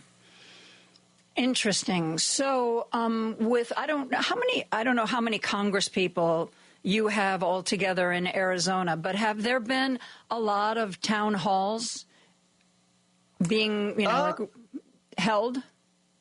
Some there have been more recently than there has in the past, but not from Republican members of Congress. Senator Gallego has been holding town halls. I believe he's going down to Douglas, which is one of our border towns, next week to speak with people down at the border. Representative Yasmin Ansari, who's a freshman legislator, from Phoenix, she's been holding regular town halls and that sort of thing. Other than that, it's been a little bit light. And from what I understand, Republicans have been encouraged to hold fewer town halls, and so I guess they're going to probably stick at their safe number of 0. I understand that everything is hyper-partisan right now, and that a lot of Republicans believe that anybody who tries to do anything in a bipartisan way are traitors and people to be primaried and gotten rid of. But in your state, I would guess, because you have relatively nice weather, you get a lot of people who retire to Arizona and live in Arizona because, you've got those cute little communities where there's no schools and people get a break on their taxes. That would seem to me a state where even the Republicans would fight any kind of assault on Medicare or Social Security. That just in their own self-interest. Are you seeing anything that would give you any kind of belief that somebody from Arizona is going to stand up and say, I'm not voting for anything that messes with Social Security or Medicare? What is surprising, and I hopefully have enough time to get into this, is I've actually seen the opposite. And I've spoken with some members of Congress, and I think I have an idea as to why. Because in the past, they have, Representative Andy Biggs has voted against his party's bills if they touch those, that they touch those social programs that his constituents rely on. In the past, Schweikert has voted against bills because they were, risking Medicaid or because they were, very irresponsible budget-wise. Because, they would hear from their constituents. There's been a major hand tipping the scales, though, since January, and that's the financial threat of Elon Musk. He has said, and he has been very clear with members of Congress, and I've spoken with people who do see this as a legitimate threat, that he will pay to primary anyone that goes against Donald Trump's agenda. And so, I mean, you could get 1,000 phone calls of people, of voters who are angry with you, but I don't know how, in their heads, I don't know how that stacks up against, a $50 million campaign against you when you're in one of these districts. And so it's really just a sign that money is taking even a firmer control of our political landscape when the voices of people are drowned out by just these pile of cash that a billionaire can spend on a race. And I was particularly disheartened by Joni Ernst, who was faced with a Musk media campaign. Apparently he was starting to buy all this media time in Iowa, talking to promote how great a candidate Pete Hegseth was, to the point where she really felt cowed because she was clearly not a supporter of Pete Hegseth. But people, who know Iowa better than me say that if there was anybody who could have stood up to Musk, it should have been her, because she's very well liked in Iowa. And I mean, she could have gone on the campaign trail and said, this this flaky billionaire is trying to bury me, but I've represented you. I always have. I always will. And I know you want me to do the right thing. It just like it seems like even the one person who could have told Musk to pound sand didn't. So I can understand why people who don't have that kind of established political reputation would be afraid of standing up to him. It kind of makes sense. Yeah, well, and even in Ernst's case, there's one option where you take on that fight, right? And then you put yourself at risk, and even if you're popular, you can come out on top. But then there's the alternative where if you're on his good side, then instead of that money being used against you, it's coming your way. And so I think that might weigh in on and kind of take precedent over courage and standing up for things that you actually believe in. Cameron Stevenson is a founder and the political editor for the Copper Courier. Thank you, Cameron. Always a pleasure. Yeah, thank you. We are going to take a break from news. We'll be back right after this. This is WCPT 820. Listen in Chicago on 820 AM or stream us live on WCPT820.com, the TuneIn radio app, or tell Alexa or Google to play WCPT. WCPT 820, Chicago's progressive talk, where facts matter. It's time for Joan Esposito. Live, local, and progressive. I want somebody who's passionate. I want somebody who can talk to people like a real person, who can make people feel things, who can make people want to follow them. It's time for Joan Esposito on WCPT 820, Chicago's progressive talk. Oh, it's my turn to talk? Okay. I don't know. I guess I thought there was going to be more. That's all there is.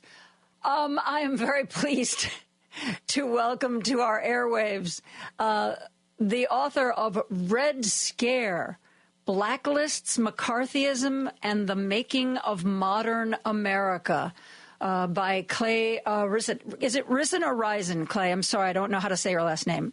It's Risen. Thanks Risen. Okay. Yeah. We want to get that right because this is a hell of a book, and I want people to be able to find you in the bookstores. You know, so many people make references to McCarthyism, and in light of what is happening in this country now, tell us about the real, original McCarthyism and what it was.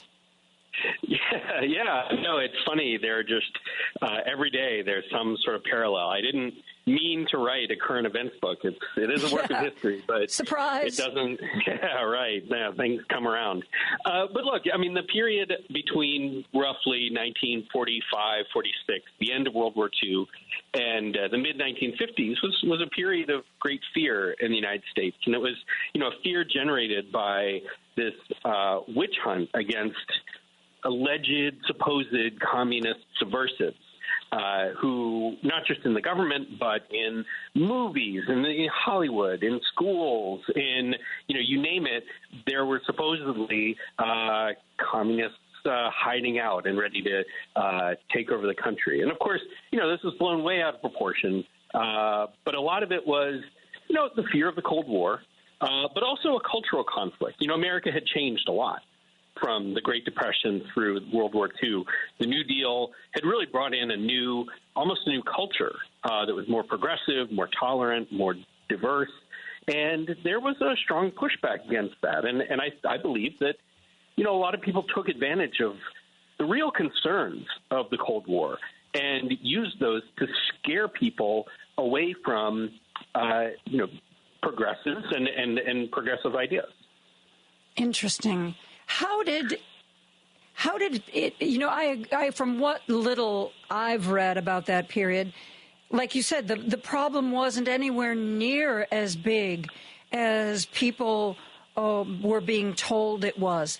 How did that sort of inflation happen? And is that something that we have to be on guard for now? The idea that there's so many people doing bad things. And, wait, are there really? Give me some numbers, Yeah, right. No, and look, I mean, you're right that there was there in the sense that, the Soviet Union really was out, by then not to take over the world, but certainly to fight against what we believed were U.S. interests and really our ideals in the world. And there was a real conflict there. And, there really were, there had been some spies in the U.S. government, most of which were gone by the end of the war, but in any case. And, the American Communist Party was small, but in part, it took money from the Soviet Union. And so there were concerns, but these were concerns of law enforcement. These were concerns of counterintelligence. These were not the kinds of concerns that you needed a massive, all-hands-on-deck, repressive society to take care of. And yet that's what happened. And really, I think it was, Harry Truman said, communism is a red herring. And he regretted saying it, but there's a truth there, right? Is that people took advantage of the fears of a conflict with the Soviet Union, ultimately, a nuclear conflict, and used that to justify an all-out security, in the name of security, an all-out hunt for anybody that could be tarred in any way. And look, it was fairly easy, just like today, it's fairly easy to find some connection to something, whether it's something you did in the past or, a petition you signed, or maybe something your brother or sister did. The guilt by association was a common tool. And what ended up happening was that thousands of people lost their jobs. Thousands of people lost their livelihoods. Many, had their reputations damaged, and this mattered broadly, but it also mattered in particular areas. It was a bad thing that hundreds of teachers were fired from their jobs, and untold number of people didn't go into teaching at a time when we needed teachers. We always need teachers, but we really needed teachers back then because the baby boom was on and whatnot. Government workers, there thousands of government workers were fired and tarred unfairly at a time when we really needed a strong federal workforce. And diplomatically, we had there were any number of diplomats who were driven out of their work, out of their roles with the State Department, or forced to conform with the sort of narrow way of thinking at the time. And that affected our capacity as a country dealing with other countries and our capacity to fight against the Soviet Union. It's sort of ironic. Yeah. And, correct me if I'm wrong, but from what little bit of reading I've done about that period, some of the people who even might have called themselves communist or gone to meetings, it wasn't like they were spies or they were actively working against the government. They just, were maybe naively saw this form of potential political governance that was communal, and everybody has a role. And I got the sense that some people were almost academically drawn to the idea of communism, and yet they were painted with the same brush as people who might actually have been spies. Yeah, that's absolutely right. There were definitely different strains of adherence, and for a lot of people particularly people who cared about things like civil rights and women's rights and labor rights, in the 1930s, no one was pushing harder for those things than the Communist Party. Mm-hmm. And so there are a lot of people who found themselves in alliance with the communists, not because they necessarily believed in Marx and believed in the idea of a revolution or what have you, but just because that's where the best fight was being fought. Mm-hmm. And, look, a lot of folks came into the party and left very quickly because they realized that behind all of the talk, there was a lot of things they didn't agree with. And so while the numbers of people who were actually in the party rose and fell, but there was an enormous amount of turnover. And, I think it speaks to something that Harry Truman and Dwight Eisenhower would say repeatedly, which was, they weren't worried about communism because it just wasn't something that Americans were going to be interested in. That Americans are pragmatic, they're center-of-the-road people, whether they're conservative or progressive, they keep an open mind, and that's just not what communism is. And, we lost sight of that during the Red Scare. Well, wasn't this touched on in the movie Oppenheimer? When they were looking for a reason to get rid of him, and he had dalliances with the Communist Party at one point in his life, and it was drummed up, like you say. It's if you dig deep enough into anybody's life, you can probably find something that you can use to go after them with. I mean, it isn't hard, and it wasn't like he was a communist. But I thought the way they handled that was interesting. I don't know if you saw the movie and if you have any thoughts. How was it true to life, the way that was portrayed? Yeah, it was. And, look, I mean, there's some debate about whether he was secretly a member of the party.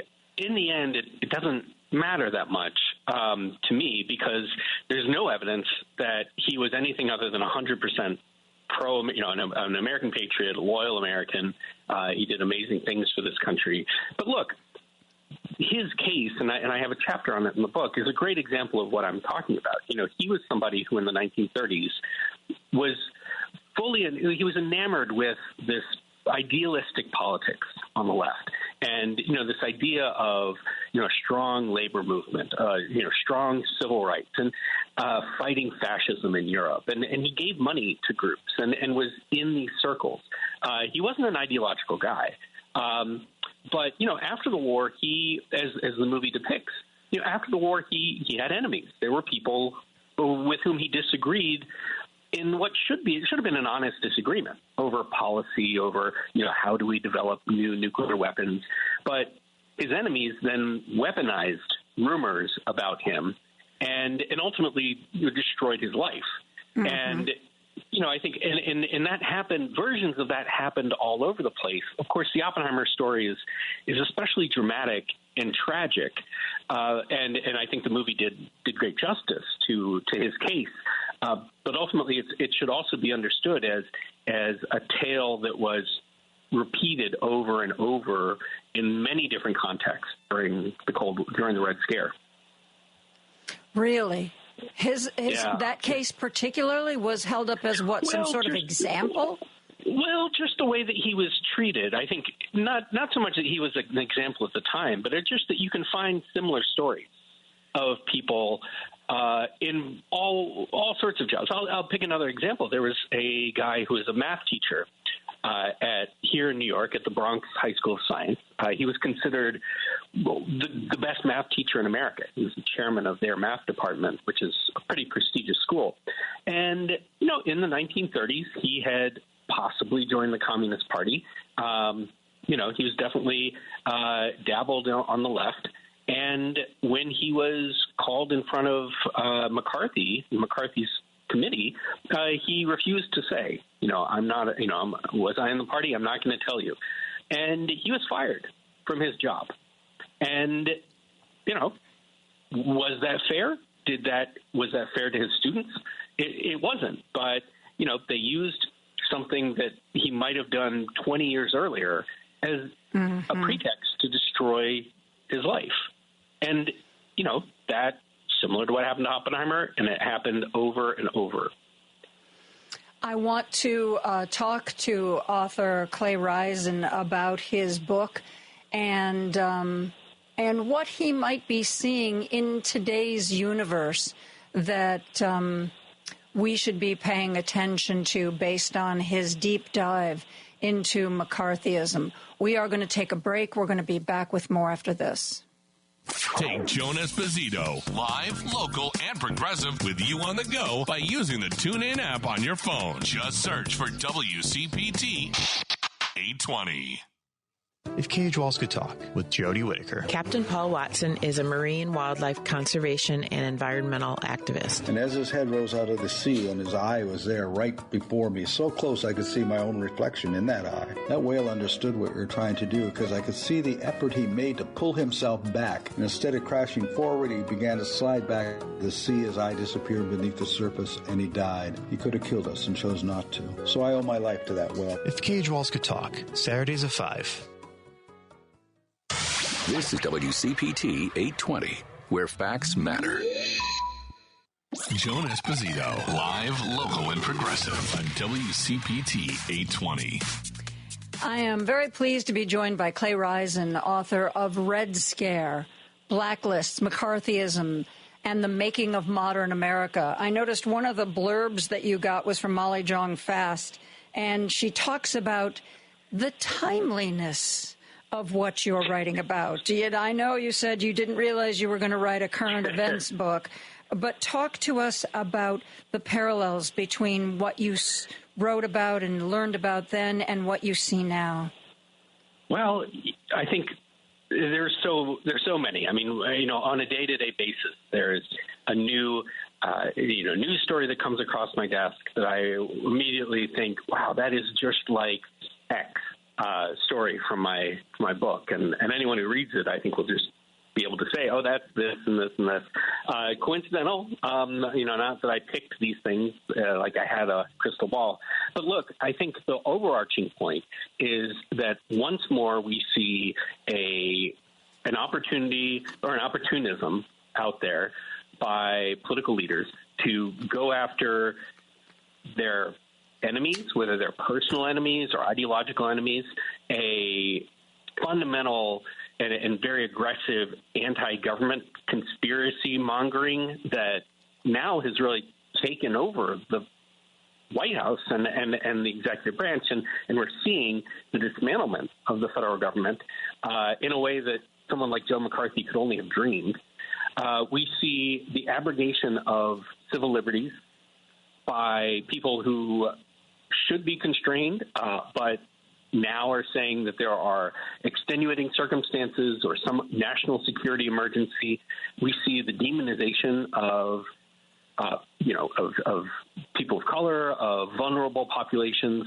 It's just, you can run down the list, and what I think is particularly frightening is that as bad as the Red Scare was, there were certain guardrails. There was an establishment in the country that was, very wedded to a centrist view of things, and for better or worse, that existed, and it was a check against rampant far right fear mongering. You had a lot of faith in the federal government. You had a lot of faith. People had trust, and they had trust in society. Right? There was the sinews of a civic society were much stronger back then. And in particular, you had a Republican Party that still had there was still fairly centrist. And while it was, I'm not going to say that it did the best job possible in pushing back against guys like McCarthy, it's different today, and it's frightening today. And also, on the flip side, I would say, one thing that came out of the Red Scare, I wouldn't ask for us to do it all over again, but, is a strong commitment to civil liberties in this country that didn't really exist during the Red Scare. There weren't a lot of people who stepped up to defend people accused of communist subversion, whereas today you do have a pretty strong civil liberties sector, lawyers and organizations that will step in and defend people when they are accused of, fomenting radical violence or what have you, in ways that violate their First Amendment rights. So we're in a better place in that regard. So it remains to be seen whether we truly replicate what happened then or whether things get worse. But I'm not really optimistic. Well, what we're seeing, I've interviewed two people in the last month who both said, if you have any extra money right now, now is the time to give it to the lawyers who are fighting back, whether that's Democracy Docket and Mark Elias or whether it's the ACLU. Give your money to the lawyers who are fighting this. It sounds like, you know, you said that the advance in civil liberties came as a reaction to all the McCarthyism. And that kind of grassroots, I don't know if it's lawyers, we can still call them grassroots, but I'm going to. Sure. That's, I mean, I think that the legal guardrails, the moral guardrails, the ethical guardrails, those have proven to be way too flexible. But maybe these activist groups who are willing to go to court and willing to spend the time and the money to fight back, maybe that's our guardrail? I think that's what we're going to see. That's the test. I think you're absolutely right. That is the guardrail. Whether the courts will follow suit, you know, so far you've certainly seen reason to have faith in the legal system in a way that we didn't during the Red Scare. But that's I think where the fight's going to come down to, and it already has. And whether that is something that pulls us through, you know, just remains to be seen. But I think you're absolutely right that that's where people need to be focused in their efforts. Was there any one triggering event or any one person that started the movement that led to the downfall of McCarthyism and the Red Scare? Was there anything you can point to? You know, I would say it was McCarthy himself more than anything else. Yeah, because he, you know, in some ways he was the epitome of the Red Scare. He took it further than anyone else did in terms of just the blatant lying, the blatant opportunism, but he combined that with, you know, he wasn't a very disciplined guy, and he personally made a lot of mistakes and had no real sense of when to pull back. So he went after people who had powerful friends. You know, he went after George Marshall, who was the most respected general next to Eisenhower. And of course, that made Eisenhower, who was president by then, decide, you know, this is a guy that we need to take down. And so while Eisenhower kept a very cool, calm public demeanor, he worked behind the scenes to start to undermine McCarthy and ultimately to publicly shame him, even though Eisenhower never actually said anything. You know, so that was very important. You know, at the same time, one thing I think is worth noting is McCarthy was censured by the Senate. He ultimately left, and, you know, he died not long afterward. And he's remembered as sort of this fallen figure, but he still had 30% approval ratings. I mean, and it was a hard core of millions of Americans who thought that what McCarthy did, even after all was said and done, that what he did was right. They saw him as a martyr. And those people didn't go away. You know, they became the John Birch Society. They fed into, you know, corners of the American right that persisted. And if you look at points through subsequent American history, you can find sympathy for McCarthy and sympathy for the broader idea. Yeah. And because, you know, again, I haven't read deeply on this, but my sense is, you know, completely discredited. Everyone turned their back on him. Yeah, no. I mean, that's certainly true for a lot of people, but it's important that not true for everybody. And there's a very strong pro-McCarthy worldview out there. And whether it's, you know, I mean, obviously some people will say McCarthy made mistakes and, you know, it's others will, you know, worship him like a god. But the point is, they all believe that there is something rotten in Washington. That's not just big government. It's not just government waste. But it is this conspiracy theory that there is a fundamentally anti-American elite, liberal elite, that is undermining American society, and that it has to be rooted out. And you saw that in the Goldwater movement in the 60s. You saw that in the Pat Buchanan populist movement in the 90s. And we're seeing it again in an extreme way in this administration. Yeah, we're going to destroy government to save it is, I'm pretty sure, where we're headed here. And, that's really interesting because I guess I thought that for things to turn around, we would need, everybody to stand up and say, this is wrong. But we can lose 30% of the people who still think that blowing up everything and going after everybody is okay, and we can still turn this ship around? Is that what I can take away here, Clay? I suppose so. I mean, I think that's She's desperate, Clay. But look, no, I mean, yes.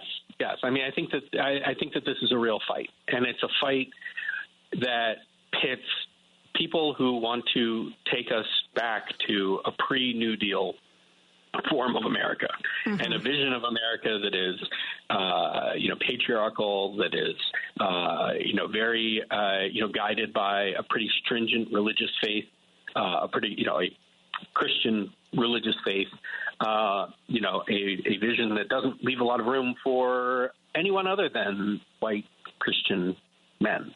And that is pretty scary because that's not where we are as a society. So if you're going to bring us to that, there's a lot of things that have to change. And you're only starting with the dismantlement of the federal government. What comes after that is even scarier if you sort of play it out that way. Now, that said, I don't want to be over my skis. I don't think we're anywhere near that. And I do fundamentally agree with, Roosevelt and Eisenhower, who, said, look, these are, we're talking about Americans here, and they will do crazy, stupid things. Americans always, the joke is that Americans will always do the right thing after doing all the wrong things. And I still want to believe that. I still want to believe that at the end of the day, most people don't give a lot of thought to politics. They make decisions that may not be the most informed decisions, but at the end of the day, they're not ideological. They're turned off by extremists, and that's going to come around once again. Not all Americans, obviously, but enough. And that's, Clay, I've got to put my faith in that. Clay Risen, thank you so much for joining us. Clay's book is Red Scare, Blacklists, McCarthyism, and the Making of Modern America. Clay, thank you so much for being here. This has been great. Thanks a lot, Joan. We are going to take a break and be back with Casey Harrison, political correspondent at the Nevadan, right after this.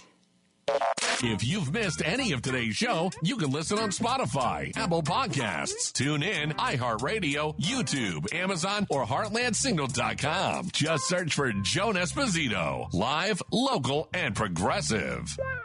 This is Chicago's Progressive Talk, 820 AM, WCPT Willow Springs, and online at WCPT820.com, where facts matter.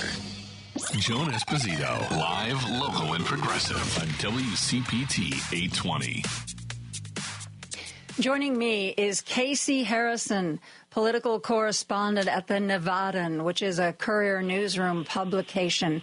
We have not had an update on Nevada politics in some time, Casey. And how are you? I am good, Joan. Thanks for having me on. I appreciate it. You come from a really interesting state, and I always learn so much about what feels to me the uniqueness of Nevada politics. Tell us what's going on. We've got this congressional recess. People are doing town halls, or maybe they're not. Sometimes Democrats are coming to Republican areas to do town halls. What are you seeing in Nevada? Here in Nevada, there was a town hall that was hosted last week by Democratic Congressman Stephen Horsford. He represents an area that is just north of Las Vegas. It's actually the big city there is actually called North Las Vegas, but also a big rural part of the state. It's sort of like, if you're looking at Nevada on a map, like the middle tier of it. And he's really one of the only lawmakers who I've seen hold a town hall lately. I have seen some reports up in northern Nevada that Republican Congressman Mark Amodei, who is the only Republican in Nevada's congressional delegation, hasn't had anything. I know that is a big trend going on with our Republican lawmakers across this country. And, I think there's a lot of reasons, whether they are afraid to face the public for all of this, or, sometimes these Republican lawmakers are even saying that any detractors are sort of paid agitators. Yeah. Not really sure what to make of it here in Nevada. I think for the most part, Amodei is a pretty level-headed Republican, but at the end of the day, he is caucusing a lot, and he's been a lifelong Republican. So I think at this point in time, if I'm him, maybe you just don't want to face the chin music, so to speak, of some of these unpopular decisions that are being made by the Trump administration. And I'll give him benefit of the doubt. Maybe he'll have some in the future. But, right now things have been pretty mum. Wow. Has there been any talk by any of the Democrats in Nevada that they might go over to that district and hold a town hall in his place? Nothing really that I've seen, but that is to say, there is a lot of Democratic pushback here in Nevada, and especially, since I think a lot of people nationally are sort of asking, what are the Democrats doing right now? Like, what is their line of attack, and why hasn't there been a cohesive line of attack? I think, that still very much is the case, and I think, it's not like Democrats here in Nevada somehow have the picture and are in lockstep and have all the answers and are doing everything together. But I do think you are starting to see things, especially at the state level. Democratic Attorney General Aaron Ford has been with a lot of the attorneys general across the country in suing to stop the Trump administration, arguing that, a number of his executive orders, whether it be, downsizing the government and all of these DOGE cuts to, the administration's order on birthright citizenship. Ford's office has been a bulwark at trying to stop those. And I think that's important to note, too, because Ford right now is the only Democrat right now who has put his name in the race for the gubernatorial contest here that's going to happen in 2026. Interesting. I know you've written about something called the Clark County Lands Bill. I find that a little confusing. Can you explain it to me? Yeah. So, unlike in Chicagoland, right, where, the land is owned by Illinois, the state of Illinois, and has been pretty much forever. Nevada is a relatively unique state, in that about 80 to 85% of the territory in Nevada is actually operated and managed by the federal government. So what that means is that every few years, we go through these stages of growth, but then you start to run out of land that you actually have jurisdiction to build on.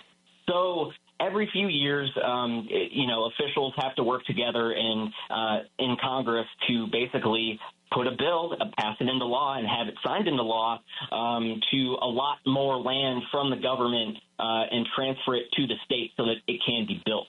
And so that's one of the things that, lawmakers from both sides of the aisle that represent Nevada in Congress right now are trying to work on. They weren't able to get it across the finish line last Congress and before former President Biden left office. And so now they're trying to restart that process. And it's really big here because housing is such an important issue here. The median house price in Las Vegas and, throughout the state, up in Reno too, it's just gotten so expensive since the pandemic. And, that's really one of the biggest areas that officials and housing advocates say can actually tangibly bring down housing costs.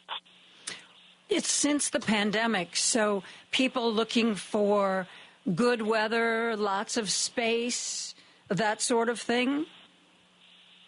Yeah, sort of. Nevada's population has grown immensely since the 90s, and I would say even more so in the last 10 years. And even if you want to look at it, a little more hyper-locally or through a more recent lens, the California wildfires, of course, awful thing, displaced so many thousands of people in Southern California and around the Los Angeles area.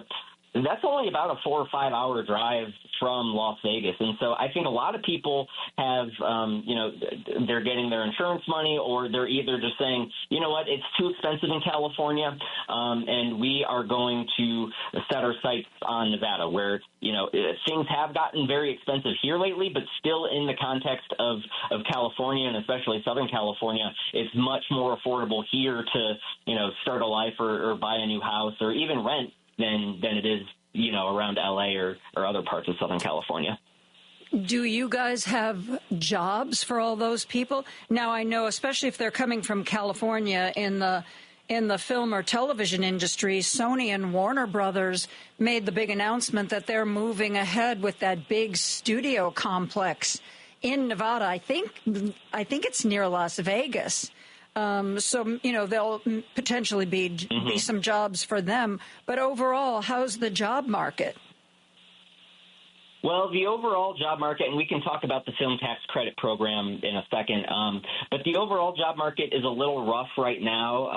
I'm trying to remember off the top of my head what the latest numbers are, but Nevada does currently rank 50th in the country. I want to say it's either 5% or 6% unemployment right now. And Nevada, I think, is they're a very good case study for the national economy, and they're a barometer of, economic activity. And so, when money is tight, people aren't really going to the Las Vegas Strip as much. They're not spending lots of money on an extravagant not going casino. Out to dinner. They're not blowing it all. Yeah, exactly. You're gonna, and if you are gonna travel, you're gonna look for more pricier, less pricier destinations, probably more budget-friendly options. And so, I think as Las Vegas, especially in these last few years, has sort of emerged as almost like a luxury, super luxe place to be. That might change in the next couple of years. But to your point, the film tax credit. It hasn't. The lawmakers right now are considering a bill that would vastly expand the state's film tax credit program in order to lure some Hollywood studios. Right now, the two that are really looking at it are Universal and Sony. But everything that I've seen, it's not going to be a slam dunk. The bill was introduced a couple weeks ago by two Democratic lawmakers, but even then, it's gotten some pushback from some grassroots progressive groups who say that these tax dollars shouldn't be going towards corporate billionaires, and that money could be used to bolster public housing, or could be used for a litany of other issues. And in the same vein, the Republican governor has also sort of been hesitant to support it. He hasn't said outright, but I think there's a lot of writing on the wall that he doesn't support it at the moment. And that's not to say that that it won't come to pass, because we saw this during the last legislative session with a lot of the same arguments over funding for a baseball stadium to get the now Sacramento Athletics to Las Vegas. And so that bill eventually, of course, was signed into law. It took a little bit of extra time and convincing to do it, but it is an interesting thing to look at here in Nevada right now. And before we go to break, does Celine Dion still live there, Casey? Oh my gosh, I'm not the authority on Celine Dion, or because she was in Paris for the Olympics. I saw her sing from the Eiffel Tower, and I'm thinking, well, maybe she's left Las Vegas and returned to Europe. Well, we expect you to do a big investigation of what's going on with Celine Dion, and you don't have to know it by the time we come out of the break. But next time down the road when we talk, I would like a Celine Dion update. I'm talking with Casey Harrison, who is the political correspondent of the Nevadan, which is a Courier newsroom publication. We are going to take a break and be back with more of Casey after this. You're listening to WCPT 820 because facts matter. Sorry, Lady B, I forgot to turn my mic back on. Oopsie. If you want to refinance your house, buy a condo, you may find it a little trickier to find a mortgage professional. David Hochberg says that 165,000 loan officers didn't renew their licenses over the last 24 months. And some companies just flat out went out of business. Team Hochberg during that same time actually brought on more loan officers. They're doing very well, and if you've never worked with them, they would very much love to earn your business. I've used them a couple of times and have found them that so easy to work with that they make what for me is a kind of a painful process a lot easier. So if you are a divorce attorney, a CPA, a financial planner, or just a regular human being looking to refinance or buy, please try Team Hochberg. Ask for a free consultation. It's so easy. And then make up your own mind. Their number is 855-563-2843 or go online 56david.com. That number again, 855-563-2843 or online 56david.com. Lower.com equal housing lender, NMLS 1124061. Joan Esposito, live, local, and progressive. Every weekday afternoon from 2 to 5 p.m. on WCPT 820. And I am joined by Casey Harrison, who's the political correspondent at the Nevadan, which is the Courier Newsroom publication of all things Nevada.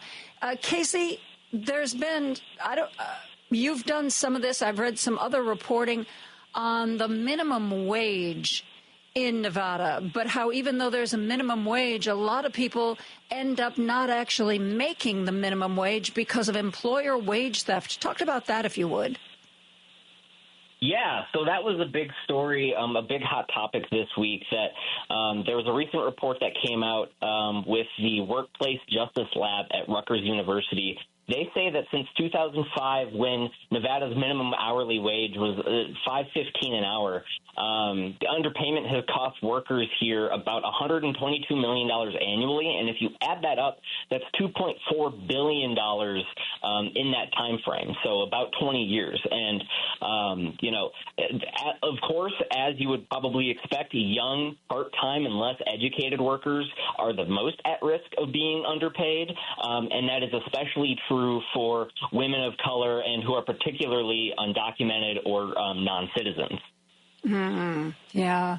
I know a lot of times that there are ways that employers steal wages, like, your shift ends at 5, but then you have to clean up, you have to clean the kitchen before you go. And that is kind of like donated time. What are the big offenders in Nevada? What kinds of things do they do? Yeah, so, this study was sort of presented at a roundtable for a workers' rights group. And we heard from panelists who, they're housekeepers, they are caretakers, and, they've said things that, they had to work through injury, or a lot of times, exactly like you said, it's working until a job is done, not necessarily, you agree to work 9 to 5 or something like that. But other times it's just a lot more sinister, I would say. It's signing up, you agree that you're going to work for $10 an hour, and then when it's time to get paid, all of a sudden you're getting paid $6, $7, $8 an hour. And if you're somebody who's undocumented, well, who are you going to go to? There's not really anybody that you feel like you feel like you're in a position yourself that you can't go to the authorities. And so I think a lot of employers prey on that.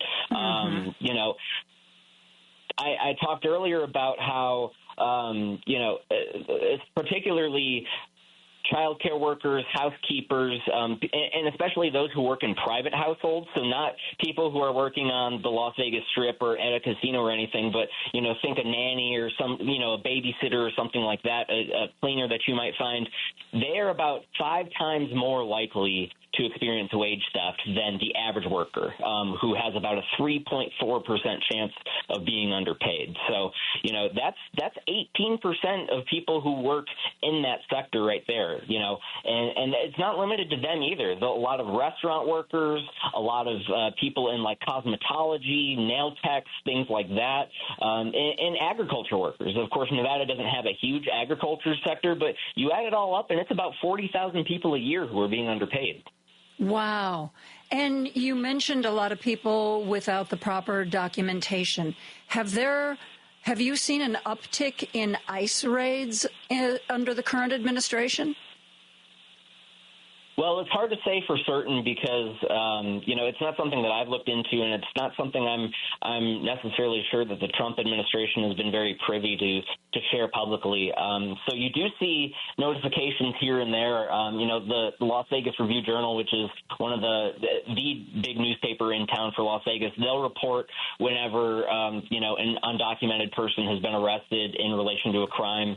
And of course, a lot of these agencies are now beholden to, complying with the Trump administration to carry out these immigration arrests. And so it's hard to say for certain, but you have to imagine, there has to have been a sizable impact. I've done lots of reporting that has suggested, in looking at research, that there are tens of thousands of undocumented people living in Nevada. And so, if you're looking at that on an individual or case-by-case basis, and especially, if you're a newspaper reporter writing up, it's real estate that you see in a newspaper or online. And so every time you see one of these arrests, it seems like it's a big deal, but we don't really have a full answer, I think.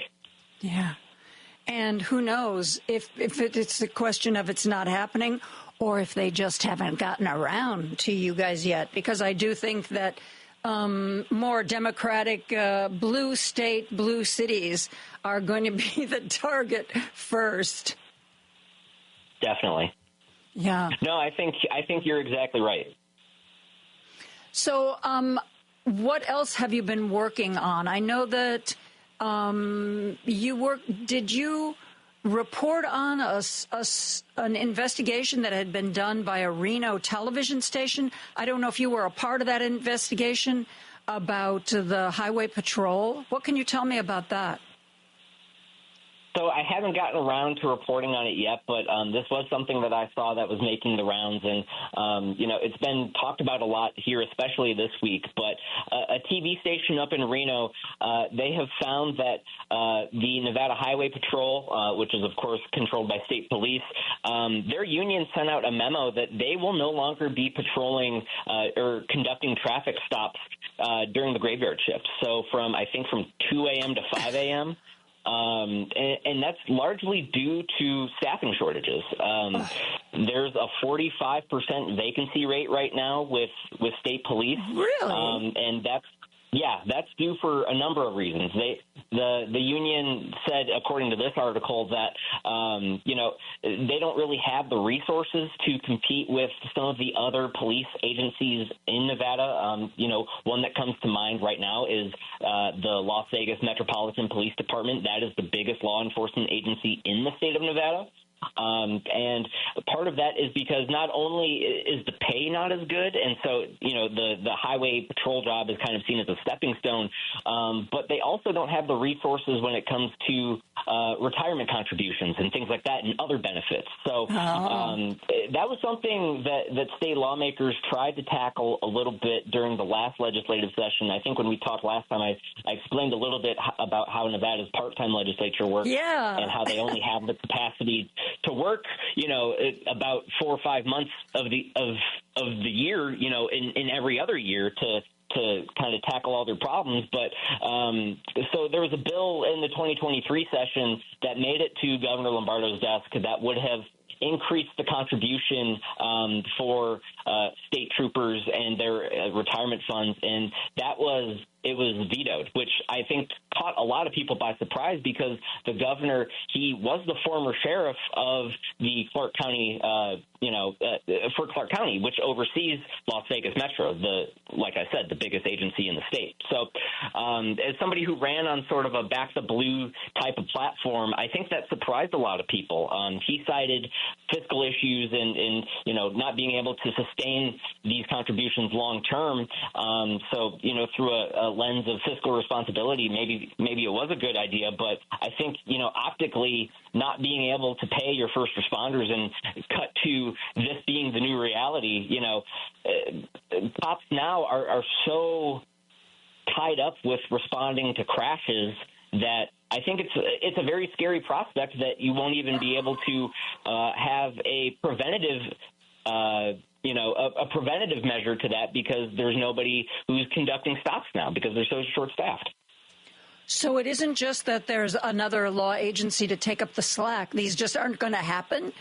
I mean, it's not like there are two, in Chicago, it used to be that both the State Highway Patrol and the Chicago Police Department could pull you over on our expressways. And then they decided that the better use of Chicago police would be to, police Chicago crime. And so the expressways were turned over to the state. If the Highway Patrol pulls back from this, is there another agency that will do these overnight traffic stops or not? Now, my hunch is to say yes. I don't say this for certain, so don't take it as gospel. But I do know that, and this is from my past experience covering police down here in Las Vegas, is they do have interagency agreements, so they can, in theory, assist with other agencies to conduct stops and arrests. Gotcha. But whether or not they have the capacity themselves to do it, I think is another question. So Casey, right now we're talking about. Go ahead. Yes. No. Go ahead. I thought you were finished. So in this context, we're talking about Reno, right, and how this is specifically affecting Reno. But I can tell you anecdotally, living down here in Las Vegas, I mean, it certainly feels like you're taking your life in your own hands being on the road. Good God. Casey Harrison, political correspondent of The Nevadan. Casey, thank you so much for joining us. Always a pleasure. I will not be racing the streets at night. That's going to do it for me. I will see you tomorrow at 2 o'clock. Remember, the first half of the show is your calls. Hey, Patty Vasquez is up next, and she's going to have a co-host. Ken Mejia Beal is going to be joining her. So I've got a lot of information about our anniversary event that I will share with you tomorrow. And happy birthday, Lady B. Have a good time tomorrow with your family.